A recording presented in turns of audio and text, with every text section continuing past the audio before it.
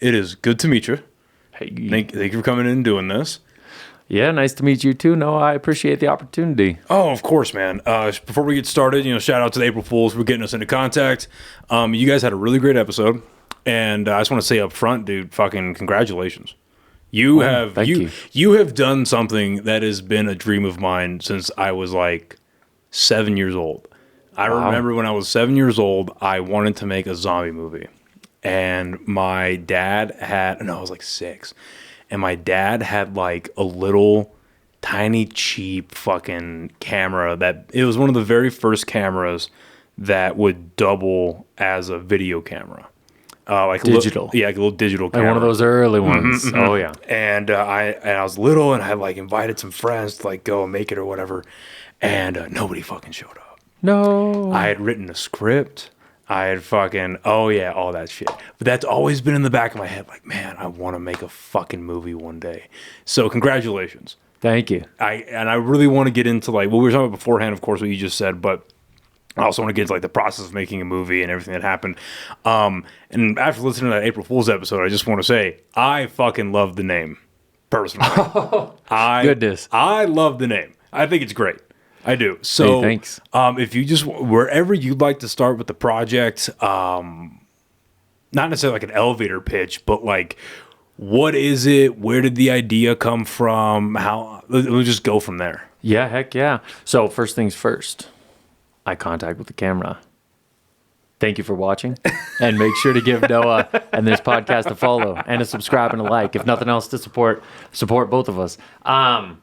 Gosh, I don't even know where to start because that's such a broad question, but it's also such a broad idea, like such a big behemoth that goes on in the back of your brain. So maybe it's a similar experience I had as a child where we had a video camera and, it was almost like a toy that could lead to bigger possibilities, bigger things, right?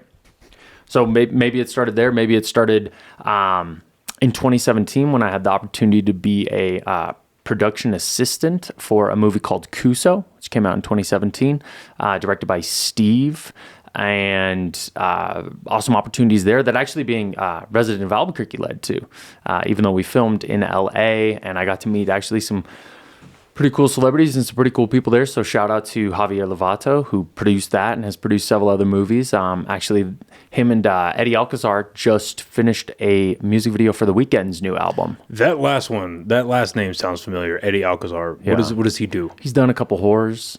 That's probably how it's come across your desk. He owns a company called Brain Feeder with Flying Lotus. And so they've gotten into Sundance a couple times. They've gotten into several festivals. And I hate pulling out my phone during a podcast. Hey, you're good. I got to find out like what this guy's done because that sounds really familiar. I'll even take one guess. In 2013, he released a documentary very unique to the possibility of making a movie with no money in Albuquerque, and it was called Tapia. Yep, that's where. Yeah. Yeah, because I remember him. Yep, okay. Okay, because Tapia was was a documentary. That's right. Yeah, yep, for HBO. Yep, You've got it. That's where I've heard his name. Yeah, so that's the story of, I can only tell my distant recollection of how that came to be, but a couple guys one from Valley, one from El Dorado, took a couple bucks. And that was the one you were... Kuso, you got it. Yeah. Steve. Ooh, so he goes by Flying Lotus movie. when he makes music, and Steve is a director, or at least that's what he did in 2017 when I got to work for him. I recently got into Cronenberg's movies. Because I watched a few of his stuff when I was a kid, but obviously I just remembered like the ugliness of it. I didn't really like attach to what the actual theme of it was. But like man, stuff like The Fly. Those are the things that stick with you. Yeah, exactly. Right? Like The Fly and then like Videodrome. I saw that for the first time a couple months ago, and fucking crazy movies. So that was kind of my job in all of it. It would be like 6 a.m. or I should say it would be like midnight, and I'd get a text like, "Hey, can you go to this bait shop in Compton and go pick up some, maggots or some massive cockroaches, literally. And so at 6 a.m., 5 a.m., I'm driving down to Compton. Then I got to drive 2 hours north to a movie ranch where they're filming. But it was a fun experience. So from working on that film, what was it? Because I'd imagine people outside looking in as the regular enjoyer of film, they don't really understand how much it takes to get a movie going, how to actually film a movie, or the whole process. And you hear it a lot if you go looking for it. You hear a lot of stories where people are like, "Yeah, I really wanted to make a movie. Then I had this job on a film set, or I was like a supporting or like a background actor. And I saw everyone else doing what they were doing. I was like, fuck this. I do not want to make a movie anymore." So what was it working on that movie that made you go, "Oh no, I do want to do this"? This episode of the podcast is brought to you by the amazing people over at Chopped Chili. Guys, this is personally my favorite chili brand here in the state of New Mexico, and you can find them online at choppedchilico.com. You can also find them all across the state of New Mexico at Sprouts, Albertsons, Smith's, and a bunch of other stores in Albuquerque, Santa Fe, Las Cruces. I believe they're even down in El Paso now. They sell red and green chili, of course. My personal favorite is this blend of red and green, and they also sell online frozen bags of green chili. So again, go to choppedchilico.com to get yourself some amazing chili today. Now back to the podcast. Well, so I don't even know if it was directly that experience. I would say more than anything, that experience informed me of what it takes to do the actual filming. Right? Interesting. So didn't include script writing, didn't include pre-production, and didn't include post-production. Those are the things that I've kind of had to have like a founder's attitude about, like just pushing through every barrier. So I like even taking it back to we can get into that later. But no, so the actual story of, hey, am I going to make a movie or not, boils down to it just being like a larger idea of just, I just live my life and I like to try things and get involved and kind of like learn as I go.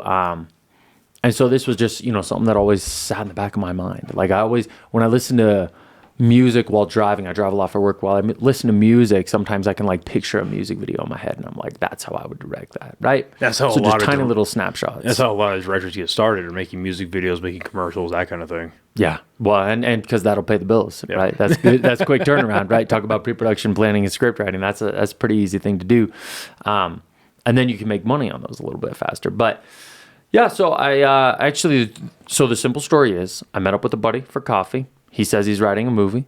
I'm like, hey, I want to do that. We get a little competitive back and forth about it. Over the span of months, I continued with it, and he had to focus on other things, and I just continued to push through it. And really, because I lived here in Albuquerque, and where we have this, awesome film experience. Tons of movies get made here, and because I had this experience with Kuso, I was just like, you know what?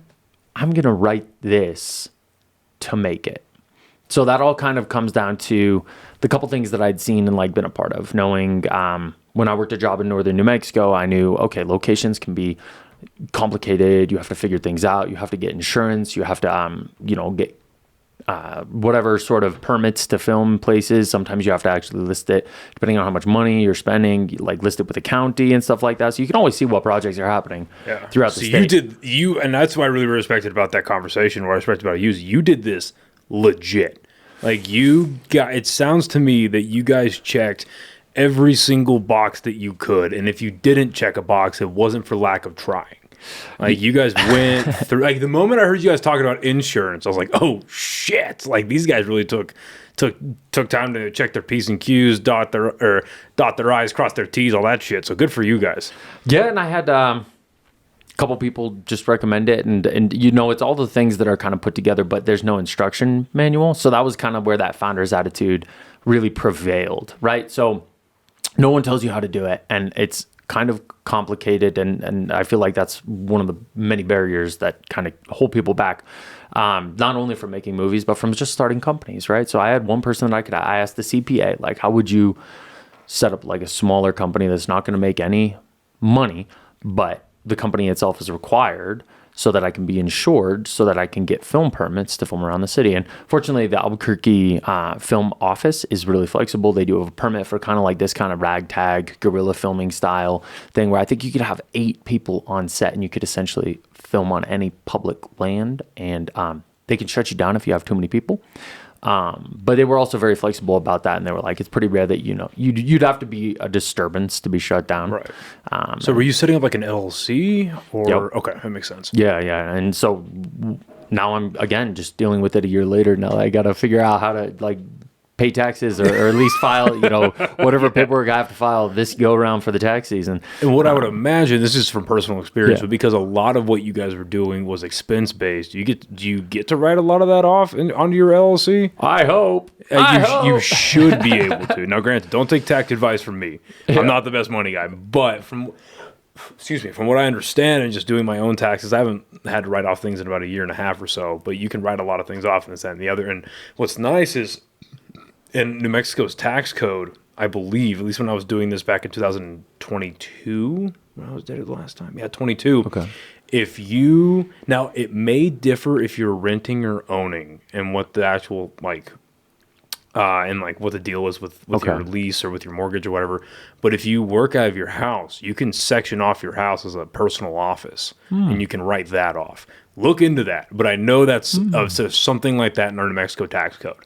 So that could help you a little bit too. Because I recently set up a meeting with the CPA to kind of walk through those questions. Because I was like, do I even have to? I shouldn't have to pay any money if I made zero money, right? This was 100% expenses. Yeah. This year it's going to be 100% expenses. Right. On the small chance that I upload it to Tubi or Amazon and make $20 on it, that will be another year from now. So I'm not too worried about that. It's funny you say that. Do you ever find yourself like scrolling through Amazon or scrolling through Tubi and just seeing these like basically elevated home movies? And it's like, how the fuck did these get on a streaming service? They've got like 15 reviews. It's got 2.5 stars. Mm-hmm. It's like, if this movie wasn't if this was like a 40 to 50 minute film, maybe I'd watch it. That's funny. That's exactly what we're going to be.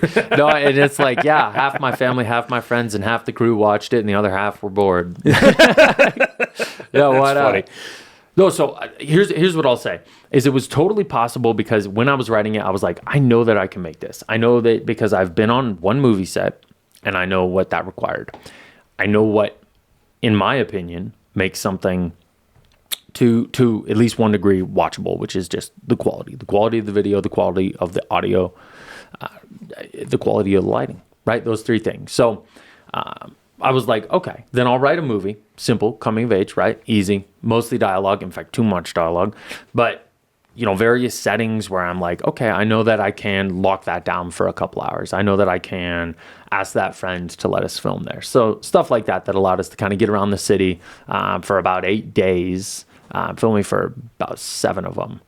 And that's crazy that you filmed a movie in 7 days, regardless of the quality, regardless of what the output product ends up being. The fact you can get a film together in 7 days is incredible. Well, and at this point, I'd say filming was the easiest part.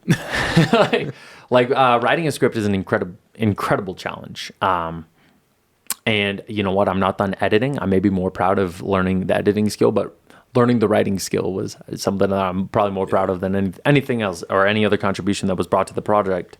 But it's a big feat, and a feat that I should have sought a mentor for, but I never did. So I took the skills that I had from like working in nonprofits and working in organizations earlier in my career, and was like, what are the tools I'm familiar with? And then I just built things up from the ground from then. So like pre-production was Google Docs that I would share with people, Excel sheets of, where are the times that we're going to be able to film somewhere. So like my approach to doing a production was totally different than how a traditional filmmaker, someone knows what they're doing, would do, because they'd say, hey, all right, so we need to film 4 pages in this location, this many actors, this lighting. We're going to need, a 12-hour chunk there, and we're going to have to get a robust number of takes. Meanwhile, I'm like, I've got permission to film there for 3 hours. You're going to get 2 or 3 takes. Hopefully you just get it in one. We'll get a little coverage and we're out. Right. And that's all we could do. Well, what I would ask though is like, what do you feel like you needed a mentor for? Mostly just tools, resources, which now that I'm like trying to promote the movie on TikTok, I'm finding. But I didn't go out and seek that. So I wrote the entire script in Google Docs, and then I found someone who I could bounce the script off of, who ended up being an assistant director. And he was in the MFA screenwriting program at Boston University. And he was wow. Dude, just a heads up, all movie scripts are written in like one software called Final Draft. Yeah, and I'm Final like, Draft. okay, Yeah. so I'm copy and pasting it in there. Right. So but it's like, all right, so I did all of this completely in my own like skill set and tools that I was familiar with. So if anything, I would have said a mentor could have helped me with some tools. So like, that's fair. Even taking Final Draft a step further, you can like tag out an entire movie. You can plan, the timings and arrivals. You can generate call sheets, all these different things that I didn't know existed. I was like, I just kind of want everyone on set at all times and wearing the right costumes. Well, that's the right mindset to go about it, because you can, at least where my mind went to, was like, you want to have someone that can give you you want to have the tools to build a vehicle, but you want to build the vehicle yourself. Mm-hmm. And too many times, and I've seen this with stand up and just other things, where it's like people seek out mentors, and then their mentor tries to push them in the same way they went, or they go with their own voice, and that person who's brand new doesn't have the opportunity to fully flesh out their ideas. Yeah. So it's good that you went about it that way. Why coming of age? Because that's a very specific drama or genre that can lend itself, like it's a subgenre that lends itself to a lot of major ones. So you can have a coming of age story in pretty much any major genre, in action, horror, drama, comedy, any of that could be coming of age. Superhero movies could be or sometimes coming of age. So right, yeah. So it's like, so why coming of age as a subgenre? That's a good question. And maybe it was because the first conversation I had with that buddy, that was kind of along the lines of what he was writing. He had a way more thought out understanding of what he was trying to do with the script. My strategy was more like, just what do I think looks pretty on camera? And then I'll have to come up with some story for it. Did you? So for coming of age, it's a good question. Part of it probably had to do with the locations that I knew I could film at here in Albuquerque, right? Because a lot of people make their way through with tiny budgets for horror, right? Like there's all that mythology about all these horror movies and horror directors that were able to get a leg up just because it's kind of easier to make one with less money. Well, you can turn all the lights off. Yep. Yeah. In certain locations. That's how they fucking filmed, not to call this a small project, it's not at all, but with Nosferatu, the lighting for all the indoor scenes were the candles. Really? Oh, yeah. So, when they were, you've seen Nosferatu, right? Twice. Yeah, okay. Yeah, I thought you mentioned it in that April Fool's podcast. So,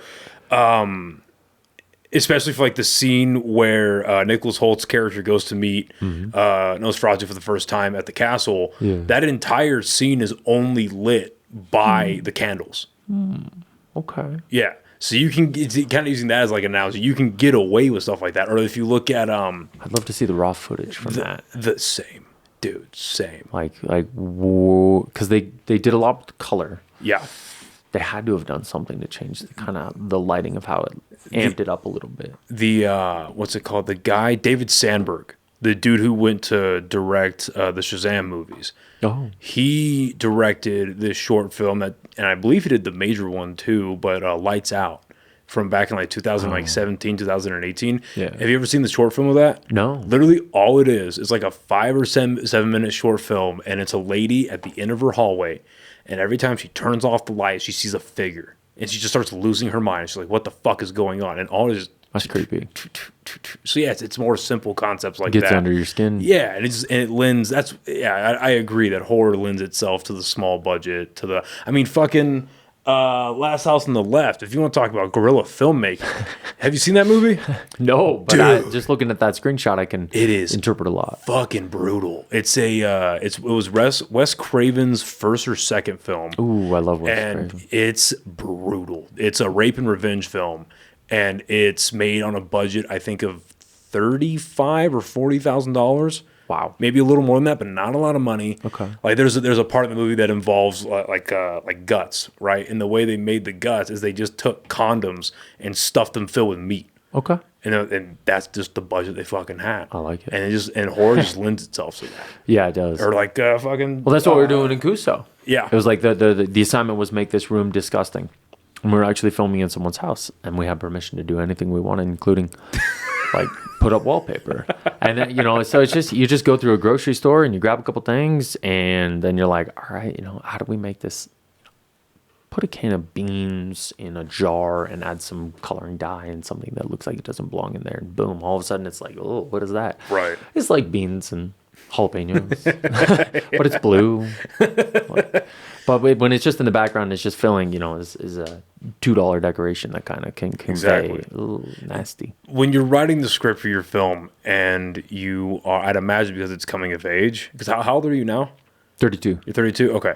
So I'd imagine that you're spending a good amount of time looking back at your own life, and I'd imagine you're thinking about your own life with the people you grew up with. Maybe you're contacting other people, asking them about experiences, the shared experiences that they've had. Looking back on like middle school, high school, in the terms of like themes. Yeah. Did you pull anything from that and applied it to the script at all?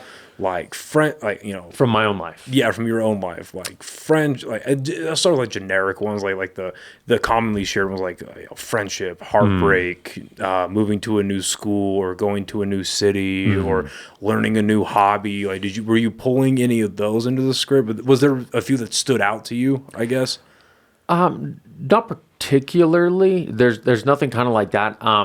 It's more so, if anything, being my age, the impact that it really had on the script, which I don't know if the dialogue communicates it well enough, but what I hope is conveyed is kind of the trajectories that we're all going to go on eventually. So the movie is about the shared experience that you're going to have with people when you're 17, 18, 19. And it's not a movie that ends on a happy note. It's not necessarily unhappy, but it's good. It's not supposed to be happy. It's we all kind of go off on our lives and we do different things, right? And there's some people that we might see or hang out with, and then there's other people that just do their own thing. Well, that's the beauty of an ending for like a Perks of Being a Wallflower, or Edge of 17, or Super Bad, where it's like they're not necessarily happy endings, but they're real endings. They're not sad endings, like you were saying, but it's just life. In that part of your life, when you're a senior in high school, you've got your friends that are getting into these huge colleges. You've got friends that are going into trade. You got friends that are going to go travel. You've named 3. The military. They're going to go back to their hometown and work, and go back to the local college or whatever. So, yeah. So you literally just named 4 of the descriptions you just made were different trajectories for the 7 characters. Because that was kind of the idea, right? We're all going to go off and do different things. And I think, if anything, my goal in actually writing it was to try and provoke a little bit of thought so you can read your own way through the movie. What characters are you seeing? What do you want for them? Where do you want them to end up? Do you want them to end up with that person? Or do you just want them to go thrive on their own? And I don't want to tell you how to think. I don't want to tell you. I want to give you a couple different people with different perspectives on the world, and I want you to impose your own beliefs, values, friends, memories onto them. That's, at least in my opinion, that's the way it should be.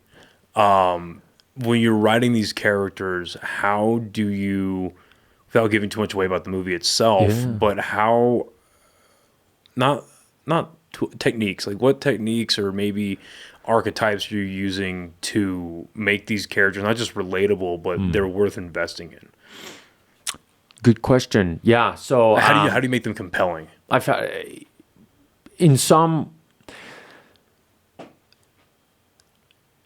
So there's suffering, right? So suffering in different examples for some of the characters. So I feel like suffering is a way that some people will kind of like watch a movie, right? I'm trying to think of a good example where a main character just suffers in the beginning. Breaking Bad. Pilot Breaking Bad is about Walt suffering, right? I saw a breakdown of this recently.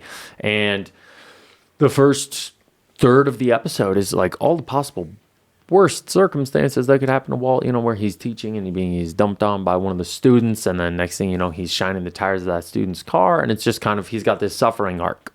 barely in the beginning to put him on this trajectory, right? But we understand where he was. So for some of the characters, there's some suffering. And I didn't want to do trauma porn, but there is, a character who has a tough experience, which is implied off camera. But I want you to think about that. I want you to think about, this person who's going to go off and have a life where they've never experienced anything like that versus this person who has kind of, their entire life has changed. Their perception of reality has kind of been altered and they're unsettled by it.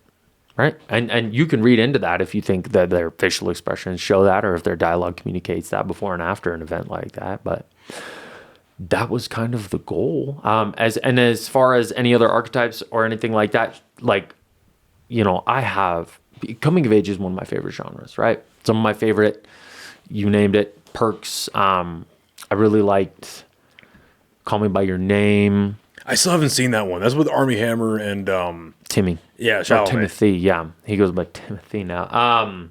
Little Women, and so I guess I just characters that I liked from all of these Well, what I did is I threw on a little vibe sheet. So I made or my wife helped out with this. We made Riley, shout out Riley, vibe sheets. So every character, every actor, once they'd all been cast, was given kind of a one pager with pictures and a general vibe. Like they had a set of colors. They had characters like from coming of ages or whatever that would be in some sort of background to them, value. They each got a playlist with a couple songs, like what are albums that this character would like, right? And then they also got a whole lot of stuff that wasn't filled in. And I sat down with every actor for about 2 hours each and just said, here's what I've figured out. You can tell, you can take it as far as you want. You can tell me everything about that person's life or not. But here's what I have figured out. So I took a lot of inspiration from some of those larger characters. Perks, of course, has a very notorious character that everybody loves, and that you can very evidently tell because they're all kind of theater students, so it's like very easy to read that one.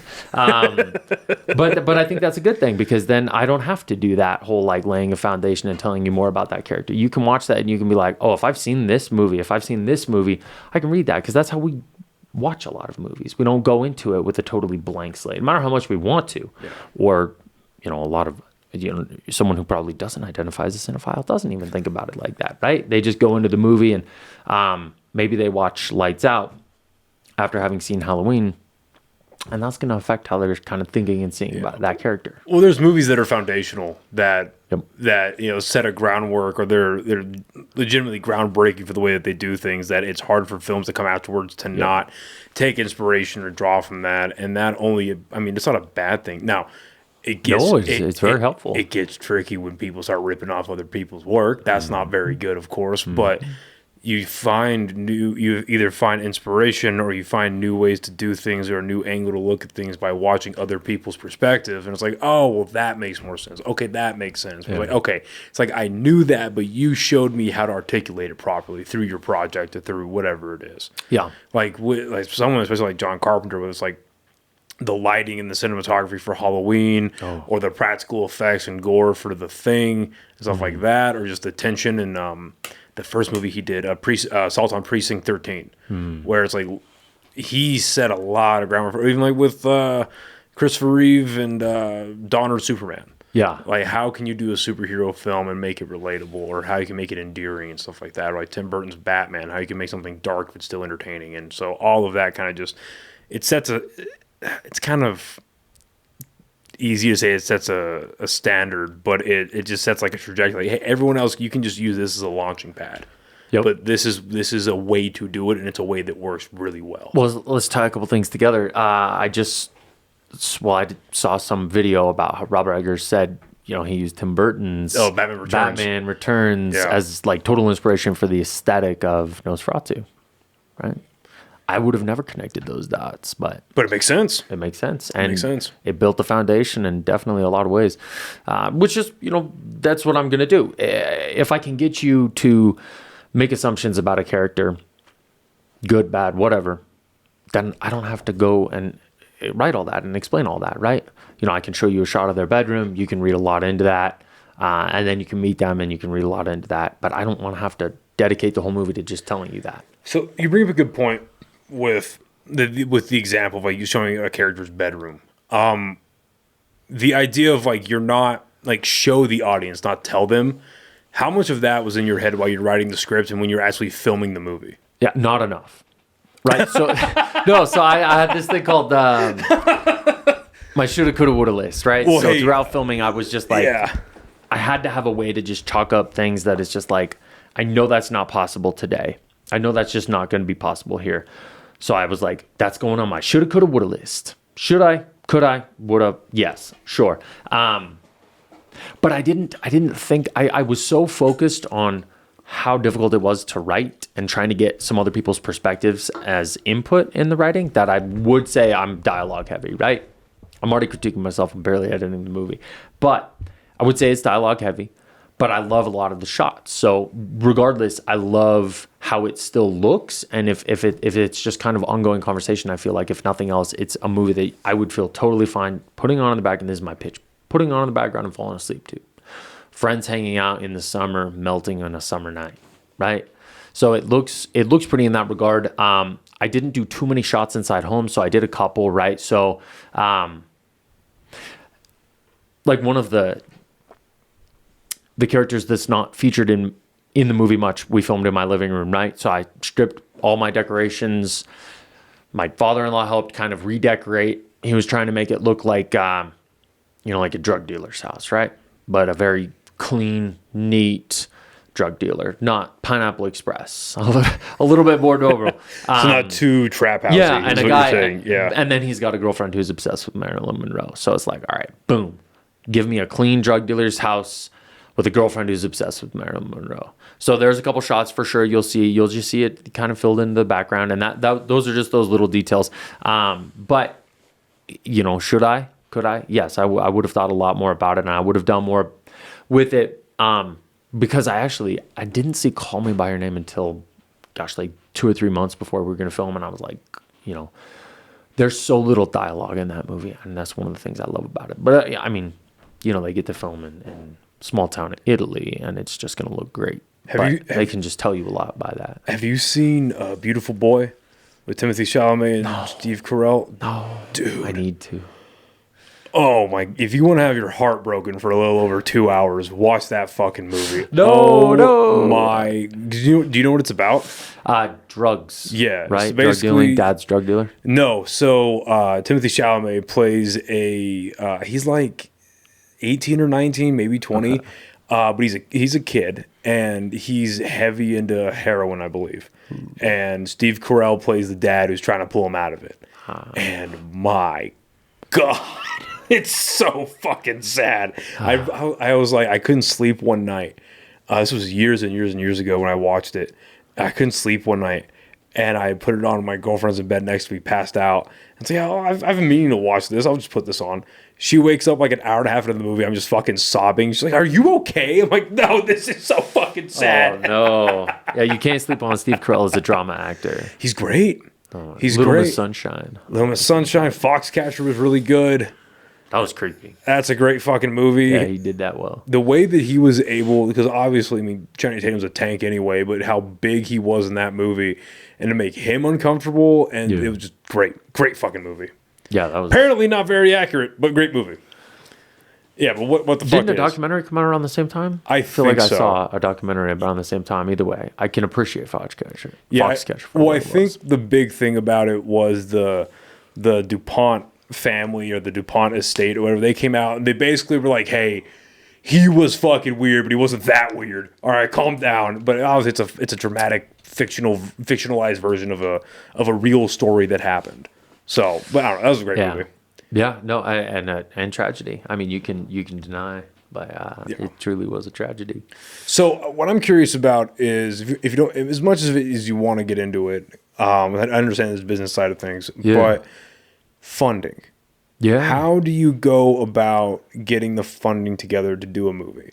Because even if you're having because what I pulled from, and feel free to tell me I'm wrong, but what I pulled from that podcast with the April Fools was a lot of the individuals that were acting did it pro bono. Yeah. And so even if you're not paying the actors, you still got to pay for equipment, wardrobe, basically everything that's going to be making the movie, all the aesthetic of the movie, the tech, getting to and from places, food, hydration. So how are you paying for all of that? That's an excellent question. So, Gosh, and I want to answer in the context of how are we going to make your movie, right? So you could do a couple things. When I talk to people about it at first, a lot of people who are where I am or what I'm doing typically do some sort of crowdfunding, right? So crowdfunding is the obvious answer that a lot of people will go to. Ask your friends, family, put it on a website. There are a couple dedicated websites where you can put up your whole pitch, you can put up storyboards. And people who are part of this community will go and they'll read your pitch, they'll look at your script, they'll be like, hey, I want that to be made. So there are dedicated websites for that. You can, ask friends, ask family. I just sucked it up. Damn. I sucked it. Yeah. So my whole goal was to make it as cheap as possible. Right. And so at some point I made the emotional decision to make creative concessions on behalf of keeping it as cheap as possible. Fair enough, dude. So that was the goal. Because I mean, there's a couple ways, like you said, like the crowdfunding. I'd imagine and I don't know how accessible they are. I don't know how much you looked into it, but I've heard of grants.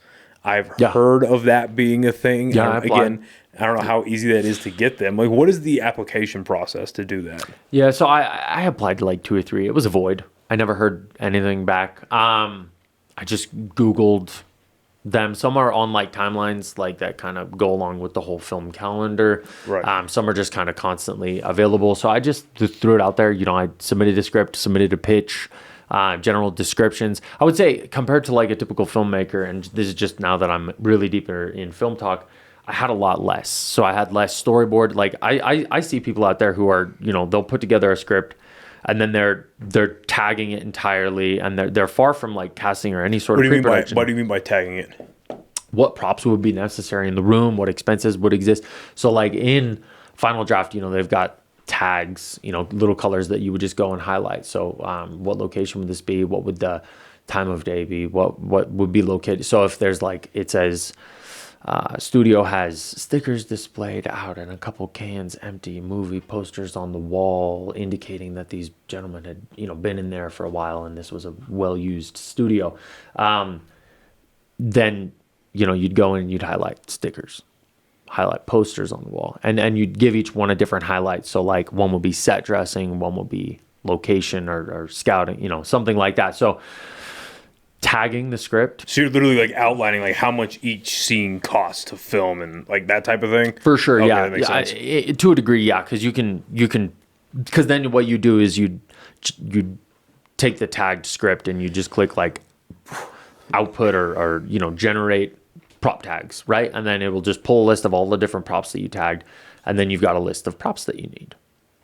And they just have the page that they're on. So then you can go associate expenses with them. So what we did was we bought 7 bins, and each bin was for a character, and they were just from Walmart, like $5. And then for just because I knew that I was going to make it, and I had the actors cast for like 3 or 4 months before we filmed, took all their sizes and just went to thrift stores pretty regularly and just kind of pieced together outfits for as cheap as we could. I borrowed clothes and costumes from friends and family that would fit people, and then people brought their own stuff, and we kind of like reviewed it. I was going to say, I would like make a list Everything. like, hey, if you guys have any of this, please bring it. Yeah, we did. So we did dedicated sessions where they would come in and we'd do their makeup, we'd get their foundation color, we'd come up with the look that we thought would be good for them. And they bring like a bunch of clothing. We'd give them a general description. They'd bring stuff. We'd review it together, try it on, look how the outfits, come up with the outfits then at that meeting, and then, the pile of what's going to go in the bin, and then you can take the rest of your clothes home. So yeah, we did that. Again, shout out to my wife, Riley, and sister-in-law, Macy, because they helped out with that, and they kind of spearheaded all that. And then as part of that, we also had to figure out the makeup, which... it would be fun to do more with makeup, but when we're shooting so out of order, based on locations and what page we're in the script, it was like, all right, we can't really you know, like should they get a black guy? And it's like, I don't know. Is this our last location today? Okay, yeah, fine. You can't keep somebody 8 hours in the makeup chair when you've got 7 days to film, 8 days to film. Yeah, and here's a thought I never had. Actors can't eat popsicles. Can't have a blue tongue at 2 different points in the movie. I didn't have that thought until someone started screaming, no. It's like, I guess you're right. Like, because I also had this, you know, I just trying to convey like a general vibe of friends like melting under the summer sun while they're just hanging out, right? And I was like, God, popsicles would be a really cool way to do that. But you gotta have scene continuity. Yeah, the continuity. So a lot of my focus and a couple of the like producers and ADs focus throughout it was continuity, right? So if you're going to refilm a scene at a diner table, you know you need fresh pancakes, right? If part of the scene is them pouring syrup on pancakes, take fuck. 2, you need another plate of fresh pancakes. Yeah. Or pizza comes out hot. You know, pizza looks very different.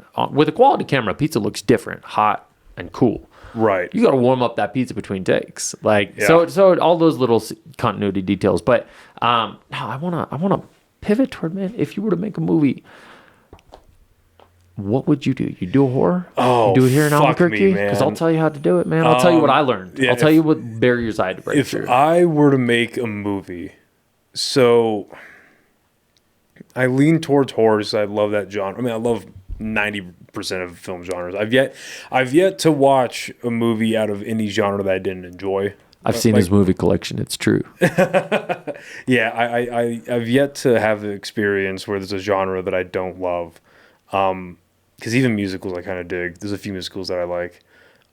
Wait, which ones? Yeah, I'm trying to. As I said, I was like, well, what fucking musicals do Wicked, you Phantom like? of the Opera, Rent, Yeah, exactly. Yeah, Les Mis. I fucked with Phantom of the Opera. Les Mis was amazing. Yeah. Joker 2 sucked. Huh. I hated that movie with a passion. Really? Did you watch it? No. Good for you. I'm actually envious of you. It is. I'll watch it one day. Don't do it. It is. You could literally watch paint dry and get more out of I it. love Lady Gaga. Dude, she makes that film worse.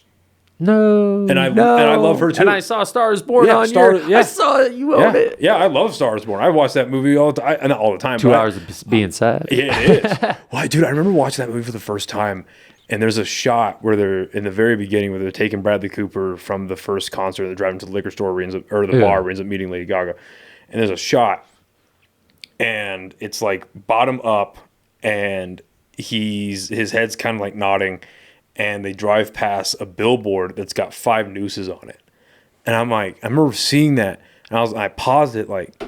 And I'd never seen the original Stars Born. Yeah. Still, I've never seen Yeah, like me the neither. other like 4 of them that have been made. And I was like, is he gonna fucking kill himself? He's gonna he's gonna kill himself. That's and funny. then 2 hours later, you know, the dog's fucking barking Spoiler at the alert. garage. Yeah. Spoiler for an 8-year-old movie, motherfucker dies.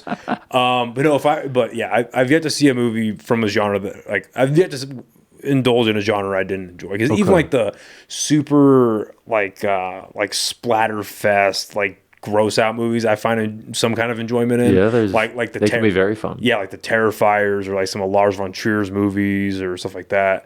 Anyway, back to your question. If I were to make a movie, I would really love. I mean, I flip between 3 different genres. I would love to make just like a high quality zombie movie. I think zombie movies have kind of died off lately. Yeah. And thank God 28 years later is getting made. Thank God. And dude, they made that with an iPhone. Did you know that? No, but Dude, it goes into that horror lore of what's possible. Dude, they have there's this picture that I saw. I meant to save it, but I didn't. It's a picture of Danny Boyle behind the camera. And they've got this massive rig, and strapped to the front of it's an iPhone. Which model? It's like an iPhone, like 15 Max or whatever. Oh, yeah. All right. Yeah. You're good. So like an iPhone 4, I'm like, right? it's not gonna But be I would great. love to make a fucking zombie movie. I would love to make a and I heard that you, and I do want to talk about it eventually today, but you mentioned it in that podcast. I want to make a political film because I love politics. And I would also just like to make a dumb, slapstick, stupid, confident guy movie. You know what I mean? Like the guy that just falls forward. Like when you think about movies like Knocked Up I'm thinking or old school. Anchorman, or Old School's a great example. Animal House, Yeah. Stripes with Bill Murray. That's a great fucking. Have you seen that? No, but when you said, you just reminded me of an idea I had yesterday, and I was like, a really depressing follow-up to Animal House, John Belushi when he's like 40. I don't know if John Belushi made it to 40. His character, well, no, That poor guy. in real life, no, but that character, what does their life look like?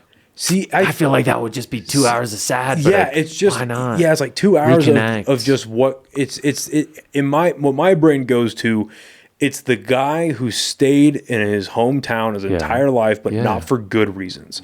And when because if I'm thinking, this is off the top of my head, This is the foundation. If you were to make that movie, it's his character. Yep. He's 45 years old, divorced, kids hate him, and it's the holiday time where all of his friends are coming back, and they've gone on, they've lived their lives, and they to moderate to great success. And he's just he's doing everything people thought he was going to amount to be, but somehow worse. Like he goes to the same bar. He goes to the same 3 fast food places. He's lived in the same apartment since he moved out of the frat house. Yep. Like he still tries he's known for getting kicked out of the frat house at like 33 years old because he kept trying to come around to party. And it's just Well, he wasn't even enrolled in the movie, right? Yeah. And he's the guy. I've seen Animal House in years. But he's the guy that it's a cautionary tale. Yeah. It's what you become when you're like. He never became himself. He did, unfortunately, because of the choices he made, he did become himself. Yeah. He became exactly what he was setting himself up to be. So there's two. Everything you just described gives me 2 responses. Well, because you brought up suffering earlier, right? Mm-hmm. And my thought is life is suffering. Yeah. And it's supposed to be. If you're trying to avoid suffering in your life, it's a fool's errand, and you're going to come your way. Well, you're going to die tired if you're running away from suffering. You know what I mean? If you're because that's what life is. But life is also a plethora of joy too, and of course, a lot of it is perspective. But it's when people are faced with suffering and they're faced with adversity, it's what you decide to do with it. If you just sit and wallow, it's not going to get any better, or I'm expecting somebody to come help me, or whatever, it's not going to get any better for you. Your life is going to be horrible. But if you take on suffering, and you're like, okay, well, how much of this? And I've realized this over the last couple of years. How much of your own suffering is your fault? Isolate that. Just get that out of the way. Like how much of it is your fault? Because you can fix you. And so controllables. Yeah, you can control yourself for the most part, and you can fix the problems you're causing. And then figure out how much of your suffering is caused by things that are external but you can influence, and then external by things that you can't control. Isolate so stop worrying about the last thing, because you can't fix that anyway. Do your best to avoid it, but like you can't fix that, so whatever. The things you have some influence on, be as positive as humanly possible. And then if it's suffering caused by yourself, get to work. Yep. And the rest will start to follow. Preach. Yeah, it'll just start to follow. So then when I think about a very sad sequel to Animal House, it's a cautionary tale. Mm-hmm. It's a movie you show to 20-year-olds and to high schoolers where it's like, this is where being a child, or not being a child, this is what happens when you don't develop intentionally. You don't develop your own maturity. You become this guy, and that's not saying that like staying in the same hometown and having the same life over and over is necessarily a bad thing. Again, it's all perspective. But if he's just a washed up drunk who is clearly unhappy with his life, because unfortunately, I think you do get to a point like life is changeable, no matter where you're at, but an unfortunate fact of life, in my opinion, is the further down life's road that you get, certain things can't change. You know what I mean? Like you can't date the people that you want to date. They're not interested in you. You can't get the jobs that you want to get because you don't have the experience. Yeah. You don't have the proficiency. You don't have the know-how. And the time in which you have to get that proficiency, get that experience, it's running out.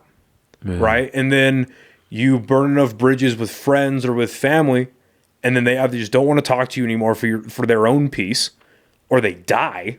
Well, you can't fix that. So it's that type of cautionary tale. It's a very bleak movie. Yeah. But it could be effective done properly. Yeah. Yeah. I didn't expect you to ask that, but that's where I see that. But yeah, that's the third one I would want to make. It's just because you don't really have like dumb, fun comedies like that anymore. You put it on for 90 minutes and you're just like, that's funny. And then the best of those movies, like mainly like the Judd Apatow ones, the best of those movies do have an underlying message. They do have an underlying theme that is applicable to 99% of the people in the world, and you can relate to it in good ways. Like the underlying theme of Knocked Up is responsibility and taking ownership. The underlying theme of something like, have you ever seen Funny People with Adam Sandler and Seth Rogen? That's my personal favorite Apatow movie. It's about Adam Sandler. With like the four couples? No. It's about Adam Sandler, who's a stand-up comedian who's kind of going towards the end of his career, and he ends up meeting Seth Rogen, who's a stand-up comedian who's trying to make his name. And Sandler takes Seth Rogen on the road with him to do a couple of gigs, and they start forming a relationship. And then cancer strikes with Adam Sandler's character, and it's like, how do you deal with all of that? And he gets real regretful, and like with his ex-wife, and that it's 2.5 hours, but it's a dark comedy. Like that one's really good, but there's an underlying theme with that one too, and it's the human condition that he nails really well most of the time. I gotta see that. I'm a Sandler fan. Oh, it's great, dude. Big time. Oh, it's fucking great. But movies like don't get made that much anymore. Where it's like a Knocked Up, like they a didn't Super make Bad. enough money.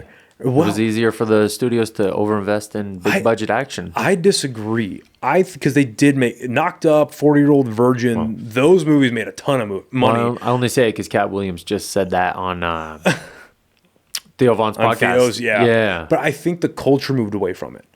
I think because if you look at a movie like, it's a very easy example, but Tropic Thunder. It's tough to make Tropic Thunder these days. Oh, it's tough. Very hard to make that movie. But that movie is just it's one of my favorite comedies. Yeah. It's just so fucking good. But you have to have a team of people and the money behind it, of course. Yeah. But you have to have a team of people that are willing to make it. It obviously has to be well written from the beginning. You can't just be offensive and slapstick for the sake of it. I mean, you can. We're not going to do very well. But if you're going to make a movie that kind of pushes boundaries like that, you got to do it right and then execute it properly. You can't miss. So when you if you have the proper alchemy of people and you're able to make a film like that, I mean, it's just fucking gold. Like, when's the last time a great comedy like that came out? Well, and I've seen many interviews where Matt Damon always notes the lack of the DVD sales on the back end, right? Because that's what those comedies would do really well. Because I own a lot of those on DVD. You own a lot of those on DVD. But if you were to make it today, it would be on Netflix in less than 2 months. Well, and that's the conversation or a streaming service that Tarantino's brought up a lot too, where it's like, well, what is the film experience today? Yeah. The movie gets made, and let's say like the median, and I agree with him, but I'm not going to try to retort everything he said, but like my idea on that is like, okay, the average movie today probably takes $100 million to make. 100 to 150. Let's do like an aggregate, right? Of like the 150 that get the full distribution treatment. Yeah, everything, right? Yeah. And you usually need to tack on 80 to 100% of that budget on top of it for marketing, right? Marketing is way more than people think. Exactly. They don't talk about that. Exactly. That's why I said, as Wicked continued to do well, I was like, all right, they're still digging themselves out of a marketing hole. Oh, yeah. Did you see how they put out those toys? And on the back of the toys, it said wicked.com. And the parents typed in wicked.com and it went to a porn site. And it was supposed to be wickedmovie.com, not wicked.com. I didn't see that. That's bad. But anyway, that's bad. Yeah, it's bad. Anyway, so what happens is, let's say this movie, any movie takes $100 million to make. Yeah. And then you're talking about today's experience with films. They go to the theater for, if you're lucky, they go for a month. Yeah. Let's say on the high end of the averages, it goes there for a month, and then it hits streaming services. So now a lot of people, including people like me, who I love going into the theaters. And like Captain America, we're talking about this a little bit before the pod started. I bought tickets today for Captain America. Kind of happy because I'm going with my girlfriend, but kind of not happy because I spent $50 for tickets. But a part of me is like, I just spent $50 for a movie I have zero confidence in. And I'm telling you, man, if this movie is not good, I'm not expecting it to be amazing. I'm not expecting it to be mind-blowing. Yeah. I'm expecting it to be as good as Marvel used to be. If it is not good, I'm probably not going to go see another big budget movie for a long time. Because I'm kind of sick of it. Another big budget Marvel? Or just film in general, in the theaters. Okay. We got Frankenstein in September. Cool. I've become so apathetic to the theater experience because of the amount of money that I'm spending to go do it, the amount of time I'm spending to go do it, because I'm a busy fucking guy. Yeah. I have a lot, and you understand busy. I've got a full-time job. I do podcasting. I do stand-up. I've got a personal life. I somewhere sneak in time for myself. And you watch movies. Yeah. Takes time. I've got a lot of things to do in my life. And then I don't even imagine how like parents do it these days. You know, how you justify going to the movies these days. I don't know how parents do it. So it's like, if I'm spending all this time and money and losing resources and resources being time, you know, where I could be editing or writing or whatever. If I'm spending all this time to do it, this movie better be fucking amazing. This better be Nosferatu over again. Because I was blown away by that movie. It's like, this better be a damn good experience in the theater. Yeah. And if Captain America's not it, but anyway, my point is, so they spend about a month in the theaters and then they go to streaming. So then I look at that and I'm like, I see a trailer for a movie and I'm like, man, I really want to go see that. It'll probably be on streaming here pretty soon. I'll look at the reviews from people that I trust. I'll make a decision. Yeah. And a great example of that is Saturday Night, the movie they made about Saturday Night Live. Yeah. I really want to see that in theaters. Because obviously I'm very biased. I love stand-up. Yep. I personally grew up loving SNL. And I was like, man, I really want to see that. But the reviews were kind of mediocre. I'm sure it'll be on streaming at some point. It's on Netflix right now. Yeah. You know what I mean? It's like, I totally know what you mean. Like I make an effort to go watch horror in theaters, and I'll make an effort to go watch independent movies in theaters. Okay. Like I loved watching Civil War. Yeah. Alex Garland. I love seeing that. Another Alex Garland that came out a few years ago, Men. I loved seeing that in theaters. I saw Terrifier 3 in theaters. Yeah. That I'm cool with that. Like, because at least I'm supporting a project. So I'm not going to get a whole lot of love. I just saw The Brutalist last week. I heard that was amazing. Yeah, it was good. It was good. I mean, you know, this is the re-release, right? Its initial release. It didn't get the distribution treatment. But then after the Oscar buzz. 32 theaters. Yeah, Oscar buzz and the Golden Globe win. But you're raising some awesome points because that's exactly what it is. That's why I saw Wicked twice in theaters and Nosferatu twice in theaters. Did you like Wicked? I loved Wicked, but I'm a theater kid at heart. I'm a theater kid, and the marketing got to me, and then I fell in love with the characters. I think John M. Chu did a great job. I could talk about Wicked for a full hour. We can't go down that. Well, I just asked because I heard like. Because everything's politicized these days, but I heard just the highest highs and the lowest lows. Yeah. So I was like, and that doesn't really, like the genre and the product itself doesn't really speak to me that much. So I was like, maybe, we'll see. Well, I expected a lot of the big time Wicked and theater fans to reject it. And I don't think any of us did. I was gonna say I heard because I saw it a couple times live. They act like Jesus came back. Like they act like it was the second coming for these, and I'm happy. Like I'm happy for them. I don't want people to hate things. Yeah. Like I wish I could love more things than I do. But like if you love it, you fucking love it. Yeah, and but I chose going to that a second time over a complete unknown. I haven't seen that because guess what? It's streaming. Yeah, it's going to be a streaming. That's what it was. Yeah. It was like I'd rather watch Wicked twice in the theater. I'd rather watch Nosferatu twice in the theater than go see these couple other movies that I am interested in and I will watch. But with award season, they're going to be pushed onto streaming so quickly. It is this game of wait for streaming, or instead of DVDs, it's wait for streaming. Yep. Or is it actually worth it? And so just like you, I travel. Usually I'm. When I stay out of town, I stay in a hotel, and conveniently near hotels are movie theaters. And it's this question of, do I want to just watch anything in my hotel room and then go down to the hotel gym? Or do I want to spend 15 plus 10 for kettle corn? I always get kettle corn when I watch a movie. That's how you treat yourself. And then, maybe stay up later and take down those extra calories. Because it is, so it's a decision, right? Yeah. But neither of us, I'm not hearing either of us approach it as, do I want to go to a movie? And that's what it kind of used to be, right? It used to just be another part of life, right? Remove all the business and it's like, hey, do we want to go to a movie? Is this what we want to do for date night? And it's just not like that anymore. There are no dollar theaters now. We went from having dollar theaters, or I think some theaters still do $5 on Tuesday, but now you're going to Flicks and you're dropping on dinner, and you're probably doing more, and I don't know. And this is something that not a lot of people agree with me with. I hate flicks as a concept. Ha! I don't hate it. That's not true. It's not for me. Yeah. I don't want to go to a restaurant and watch a movie. I don't want to. I went to flicks once years ago with my aunt and uncle. They wanted to go watch, because I had already seen it, but I wanted to see it again. We went to go watch Rogue One, and I like that movie. Fantastic movie. But you know what I don't like in a movie? Waiters walking around. Yeah. People eating their fucking wings and their burgers and their fucking salads and their fucking crunchy fucking... No. Eat your fucking popcorn, drink your Slurpee, and shut the fuck up. I've only been to flicks once. And again, shout out to Benito and Nico. Yeah.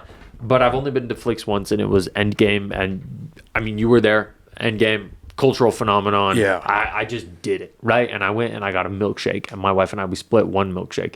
What I remember from that experience is it being really expensive. Yep. And the seats being way too crammed. So not only is it a server trying to and I mean, it's a job, and some people love it. Yeah. It's not for me. And but it was just like so crammed, and it was like, I have kind of a big dude. I got big knees, and I'm just bumping up on people. I'm like, I'm sorry. Like, so I'm just trying. Yeah, I'm trying to. I don't even go to Regal Windrock because I want that reclining seat. Like, if I'm going to pay for a movie, I want to recline. See, I fuck with Windrock so hard.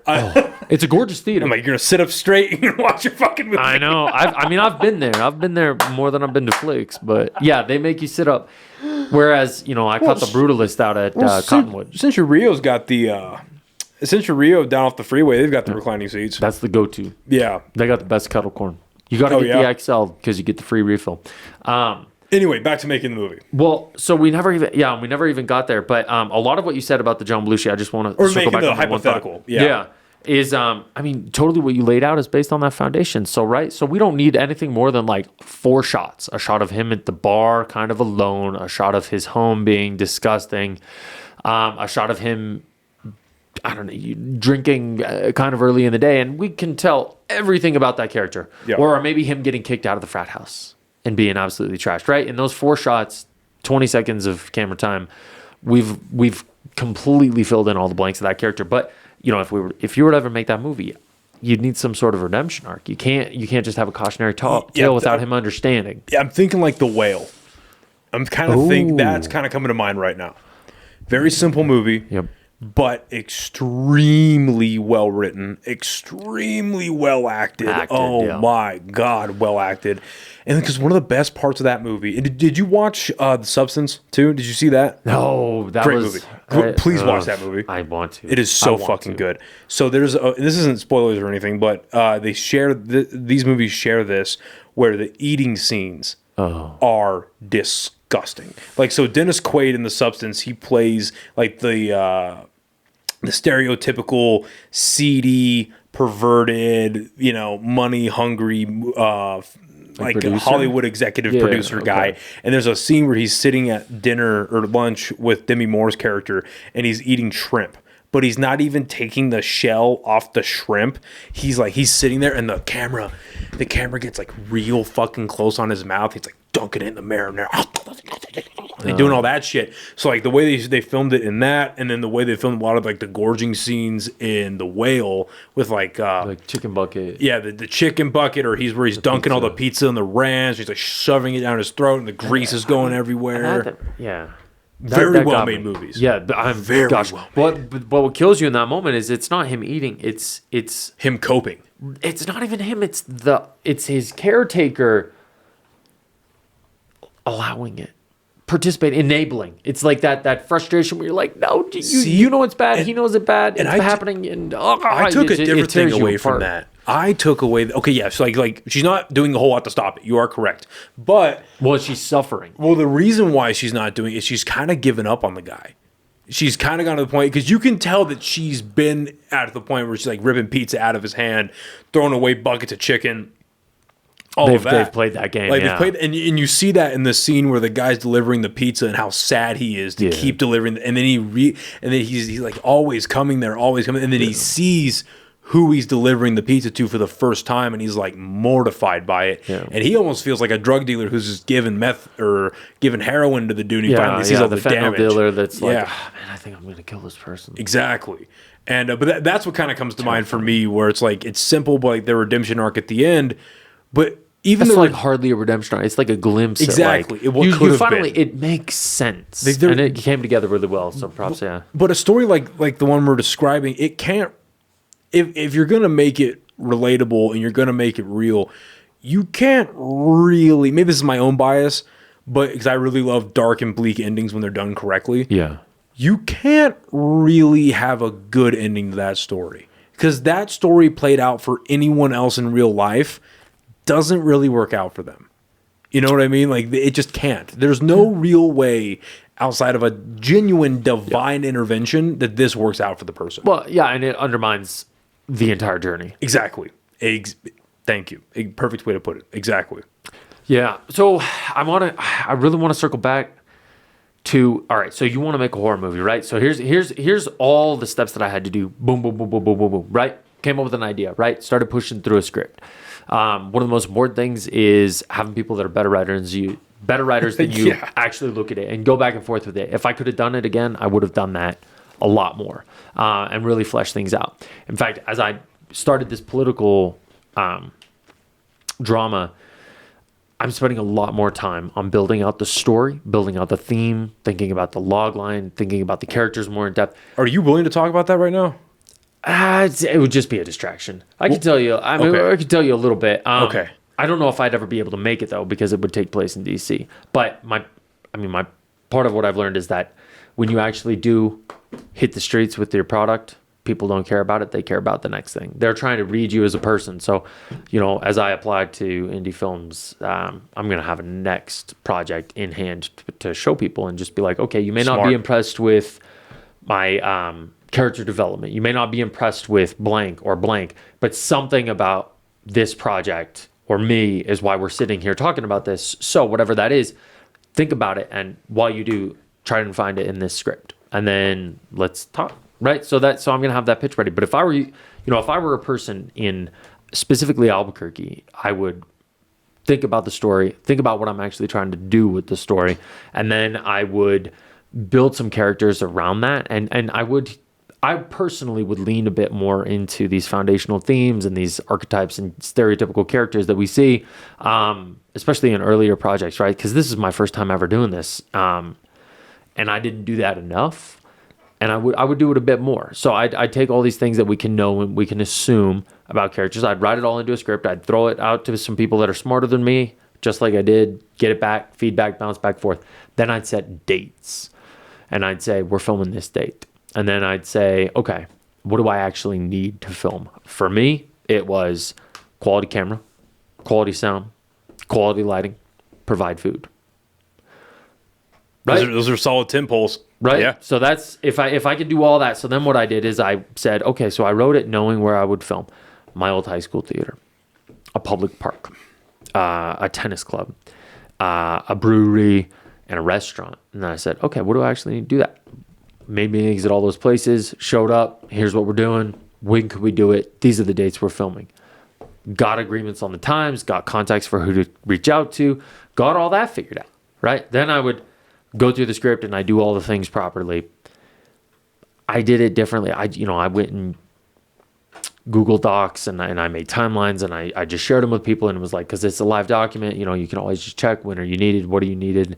And then what I did to cast, what I would recommend is lean on the fact that this is New Mexico and there's a ton of people.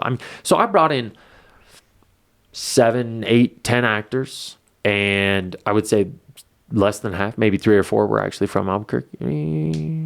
Yeah, about half were from Albuquerque. And then of all the crew I brought in, the 5 pros, 0 were from Albuquerque.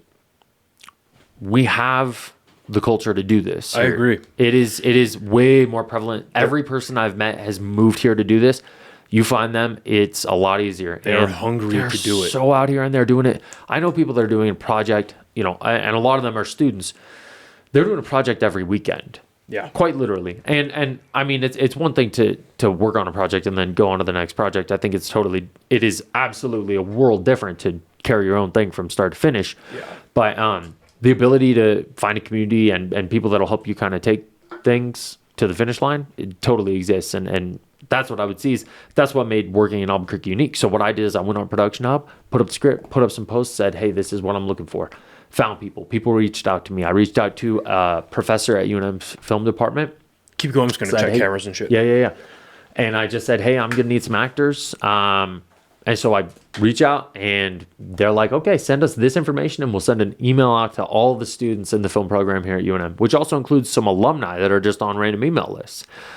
And then I made flyers and I took them to coffee shops and UNM campus and CNM campus and all over. And so that's what I would do is that, find a cast, find people to be in your movie. There's tons of people who are hungry to actually you can put up casting calls. There's several like nonprofit locations that you could just reach out to and be like, can I do auditions here? We did them at UNM, but I've also heard of other places, little community centers and stuff where you could just reach out and be like, hey, can I use this space for a couple hours for free? And tons of people will say yes. A lot of people who aren't involved in film here in Albuquerque and New Mexico are 100% committed to supporting it. Like it's something. Are you from Albuquerque? Yeah, born and raised. I know. We are embracing the fact that it's happening here, regardless of our own involvement. Right? Funny story. When I was scouting locations with my cinematographer, I had a shot in mind of Milne Stadium in the background. And, these guys had just graduated and they're just hanging out, throwing a football back and forth. Milne in the background. And I go there to show them the shots that I had in mind. This is about a week before production. And they're literally, Netflix is there in that exact spot, like 500 people making a show. Then and there, my sound guy's working it. And I'm like, this is what's happening. This is like a living thing. So yeah. I was like, okay, well, I mean, just imagine, all those tents and buses aren't there. That's the shot, So I do all that. I'd get it all together. At that point, that's when I would incorporate once I've got all my actors and everybody's on the same page, right? I can feed you. I can help provide transportation if you don't have a vehicle. Because if you're not from Albuquerque, you might not have a vehicle here. And these are the dates we're going to do it. And I just need your full commitment because I had 2 people fly in to do this that didn't live here. Good for you.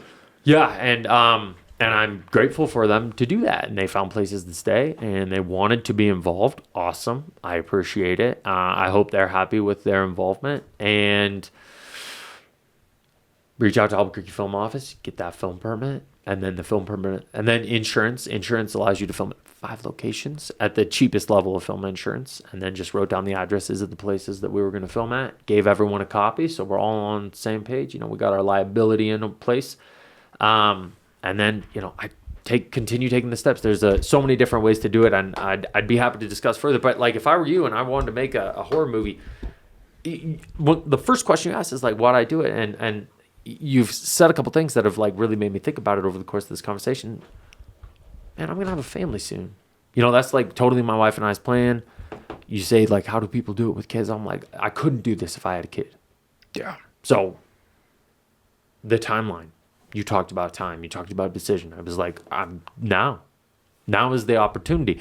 And I'm working on this script before I have a family so that when it all is said and done, ideally I have a finished product, a feature film that's been in a couple film festivals, and I have another script. And if nothing came of both of those, I would still be content. I made them. They exist, and I'm happy with it, and I can kind of keep going on. And I'll probably continue to write forever just because the ideas never go away, and like you have them daily, and then there's some that you just find yourself thinking about more and more and more, and you're like, all right, that is a story I need to tell. The tough part is understanding the actual story you're trying to tell. I agree. Well, wholeheartedly, everything you just said, I agree. And, as you move through your life and you do end up having a family and it progresses that way, and this is a very stock answer, but I do believe that for people that really are passionate about what they're doing, regardless of what life throws at them, with the exception of just incredibly extenuating circumstances, if you really do care about it and that is really something you want to pursue for the rest of your life, you're going to find a way to get it done. The timetable is not going to be the same. The methods in which you do it might not be the way you wanted them to, but you're going to find a way to get it done, generally speaking. Yeah, and I always think about it, and I know this might not sound perfect to others, but I always think about it as if I could just get one sentence further at a bare minimum every single day. Yeah. Every single day, if I just push it more and more forward. And that's kind of what I did is when I set the filming date, it was like, I don't have a choice. Yeah. I have to push this project forward. Now I've got more flexibility in post-production editing, but it's like I have to push it forward every single day, whether that's editing or working on the next script or trying to promote it, whatever it is, as long as I'm advancing this daily, right? And so just like you, I work a job. My brain is totally consumed and a lot of my energy goes to that and personal life and hanging out with family. And really the tough part is, at times I lean in a little bit more toward we just went through the holiday season. And you're like, that's like sucking up a lot of time. And now I'm at a point of where I'm like, should I go skiing or should I spend an entire day editing? And you know what the right answer is. I'm editing. You know what the right answer is. That's the thing. Exactly. Because and not even like in a negative way, but both of those answers feed a different part of your life. But what part of your life is more important to you? Yeah. Is it completing the project or relaxing time? Yeah. Yeah. And I think you're hitting the nail on the head. And different times in life circumstances totally influence when we lean in and out. But for me, it's now that I'm past the holiday season, I'm like going to lean out and I'm going to, putting more time toward it. The spring's a great time. One of the things I love about the spring, one of the things I love about the movie season is that this is, the award season. This is the opportunity for new. Go watch a new movie, watch a new show, work on a new project. Yeah. I guess whenever I watch award shows or new projects, I almost get like antsy. I'm like, I need to create. I need to be a part of that. Well, and I find this with stand-up comedy as well, when you see somebody producing something in the art form that you love at a high level, you're like, oh, fuck, yeah, I got to go do it. Who are your favorite stand-up? Right now, I mean, I know everybody loves him, but I fucking love Gillis, dude. Shane Gillis. Shane Gillis is the fucking man. I really love his stuff. I really love Andrew Schultz's stuff. Yes. What do you think about Nikki Glaser? She's great, dude. I didn't like her latest special very much. I'm gonna be honest. I wasn't a huge fan of that. But because I found her and Whitney Cummings at the same time in the early 2000s doing the roast and on Comedy Central. And I remember staying up late to watch those on TV, and it's like, oh my God, this is like them, and like Greg Giraldo and Jeff Ross, and you're gonna know a lot more stand up than me. And like he only did one roast, but the fucking great Patrice O'Neill, like watching these guys do that type of comedy, and then I got into like Bill Burr. I got really into him. Jeff Dunham. I was like, I don't know if I could sit down and talk to Bill Burr, man. He's intense. Yeah, he's a crazy that fucking East dude. Coast attitude does not mesh with our land of manana. But it's But yeah, Nikki Glaser is great, dude. She crushed at the Golden Globes. She did. She fucking crushed. She did. But watching people do that at a high level, I'm just like, oh fuck yeah, I gotta go. Even like local comics here that I really admire. Well, I was gonna say, you know what I mean? It seems like it takes a solid 5 or 10 years to get your voice right, get your legs, and then you got to be in a rhythm, and then you have good content that you've thoroughly developed. It seems like a tough game, but I admire it so much. Tough. Yeah, it's I've had a lot more bad nights than I've had good nights, but the good nights would keep you going. I don't know how a bomb even goes. I mean, you go up. It's very simple. You go on stage thinking you're funny, and the audience goes, "No," and you're like, "Oh, dude, like, oh my God, what?" This was like maybe 4 or 5 months ago or so. I was at the local comedy club, Dry Heat downtown. Yeah, and I went up on stage, and and I've done well at that club, but man, the first minute and a half was fine. Okay. It was fine, not great, but it was the first. No, I was like the third, I think, okay, like third or fourth, and it was fine. It is what it is. It was fine, and then just the next 5.5 minutes was you could hear a pin drop. Really? The only laughter you could hear were the comics in the back, like in the green room behind me, just laughing at me, just dying. And then I had like a couple of laughs at the end, and I just got out of there. And I went back, and these are all people that I know, people that I've worked with, buddies of mine. And I was like, thank you very much. Thank you for that. I'm going to go kill myself. Thank you. You're like, we're all on the same page here. Yeah, but then having really good nights is like, oh yeah, that's why I do this. Yeah, that was good. Hell yeah, that was good. I like it. But I feel like, part of it would have to be finding your voice, because I've I've gone to 2 live stand-up performances. One was at Turtle Mountain, and I had a friend going. And nice. That's what I'm like. I don't understand the concept of like bombing. This was years ago. That's Eddie Stevens' show. Okay. Yeah, okay. Eddie. He's a good guy. Yeah, and I just why would you go to not laugh? I guess is where I'm coming from. Like, I mean, I suppose you could, and you could be critical and a jerk, but that doesn't make sense. Well, I mean, I think it's a little, not too different, but it's a little different for local shows, because for local shows, I mean, they're local, and a lot of them are free, so you can't expect, now granted, there are comedians in town, like Buck D, or Josh Fournier, or Noah Vargas, thanks man, Zach Abeda, these guys that are just killers. Yeah. Trip Stilnicki, killer. These guys that just get up on stage and they murder, they crush. But not all local comedies like that, myself included. And so it's like, you're going to go and you're not going to see the best of what stand-up comedy has to offer. But then you do, especially today, I think it's starting to die down a little bit now. But, over the last like 10 years or so, you do have people that go to comedy shows where I wouldn't say they go there to not laugh, but they go there expecting their version of comedy. And when they don't see their version of comedy, they're mad. Or they hear someone say a word, or they talk about a subject that they don't love, or they're so diametrically opposed to that they're just like, well, I fucking hate this, and I don't want to, me. And they sourpuss the whole show. And it's fine. I mean, that happens. But also, like, if you're going, but I mean, exactly. If you're going to a stand-up show, you're probably going to hear some things you don't agree with. You're probably going to hear some words that you may or may not like. So just go in there with an open mind and understand that, look, especially at the local level, you do have some people, they don't last very long. They don't. Even just in the year and a half I've been doing it, I've seen people that are like this that wash out. But you do have crazy people. You do have crazy people that get booked for shows that just want to say audacious shit because they think it's funny. But they realize that also that they're not fucking Andrew Dice Clay. That you can't fucking get up there and just say crazy shit and get away with it. Like, you're not that good, A. You're not that famous, B.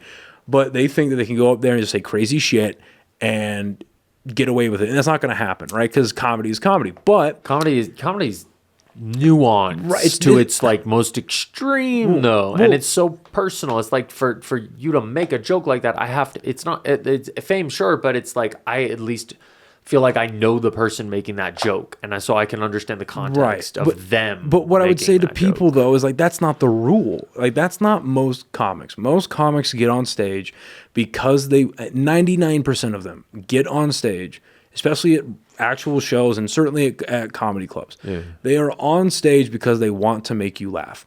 They have a point of view. They have an opinion, they have an experience that they want to share with you because they think it's funny, and they're displaying it to you in a way that you would also find it funny. They want to make you laugh. They're not here to hurt your feelings. They're not here to piss you off, because making an audience just fucking be silent the entire time. Like Patrice O'Neal, he had a really good quote where he said, I don't want all of you to like me. 75% of you liking me is cool, but the 25% of you that's pissed off, I'm cool with that too. And there is something to that. But no comic goes on stage to make no one laugh. No. That's not a, you know what I mean? That's not a thing. Well, have you been to one of the big comedy places and seen some of the big names? I haven't seen I performed at Casadas, and I've been to Casadas a few times as a patron. Michael Casadas' new so I opened. Hey, I gotta go there. It's a nice club, man. So I opened for Caroline Ray back in November. Cool. And then I've seen a few comics there, and then I went to the Mothership in Austin last year. I saw a lot of the local comics there, and that was a lot of fun. I bet. Great clubs. Well, so I've the only other comedy experience that I have was I went to the Comedy Store back in 2016, nice. And I literally went to the small room, and it was Sebastian and Joe Rogan, and it was back to back, and I remember, hell yeah, Joe's, obviously he does the same, he'd worked on it for months, and it was the same thing he'd been doing for a while, but Sebastian's really stuck with me. There was just something about it was so culture removed. It was just hilarious, and the jokes just stick with you forever. He's one of the best doing it right now. I try to make jokes about what he's was talking about. Having the special cake for when guests come over as you're a kid, and the bikes in the front yard, and picking up the family phone. The humor, So it was just really insightful, and I don't know. there wasn't a single, we were $25 and 2-drink minimum in. Why are you not there to laugh? Yeah. Right? You're $50 into this experience. Especially, you need to enjoy that. Especially if you're going to the store, dude. I've only seen it. I've never been inside. I've only seen it. And that's on the bucket list. Well, yeah, and it used to be, from the outside looking in, the mothership is the future. Yeah. But the store will always be the store, though. Everybody's walked through the store. Yeah. I mean, and they make you know it. When you see the photos walking in, you're like, there's not a single comedic actor who hasn't performed here. Yeah. Like, they've been through it.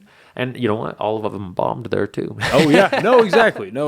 And that's something, that's the last thing I'll say about it, too. Is like, that is something that takes solace in. It's like everyone, with rare exception, everyone that's a big stand-up now has been exactly where I'm at and where my buddies are at right now. Well, I feel like it took Theo Von 15 years to find his voice. And a lot of listening.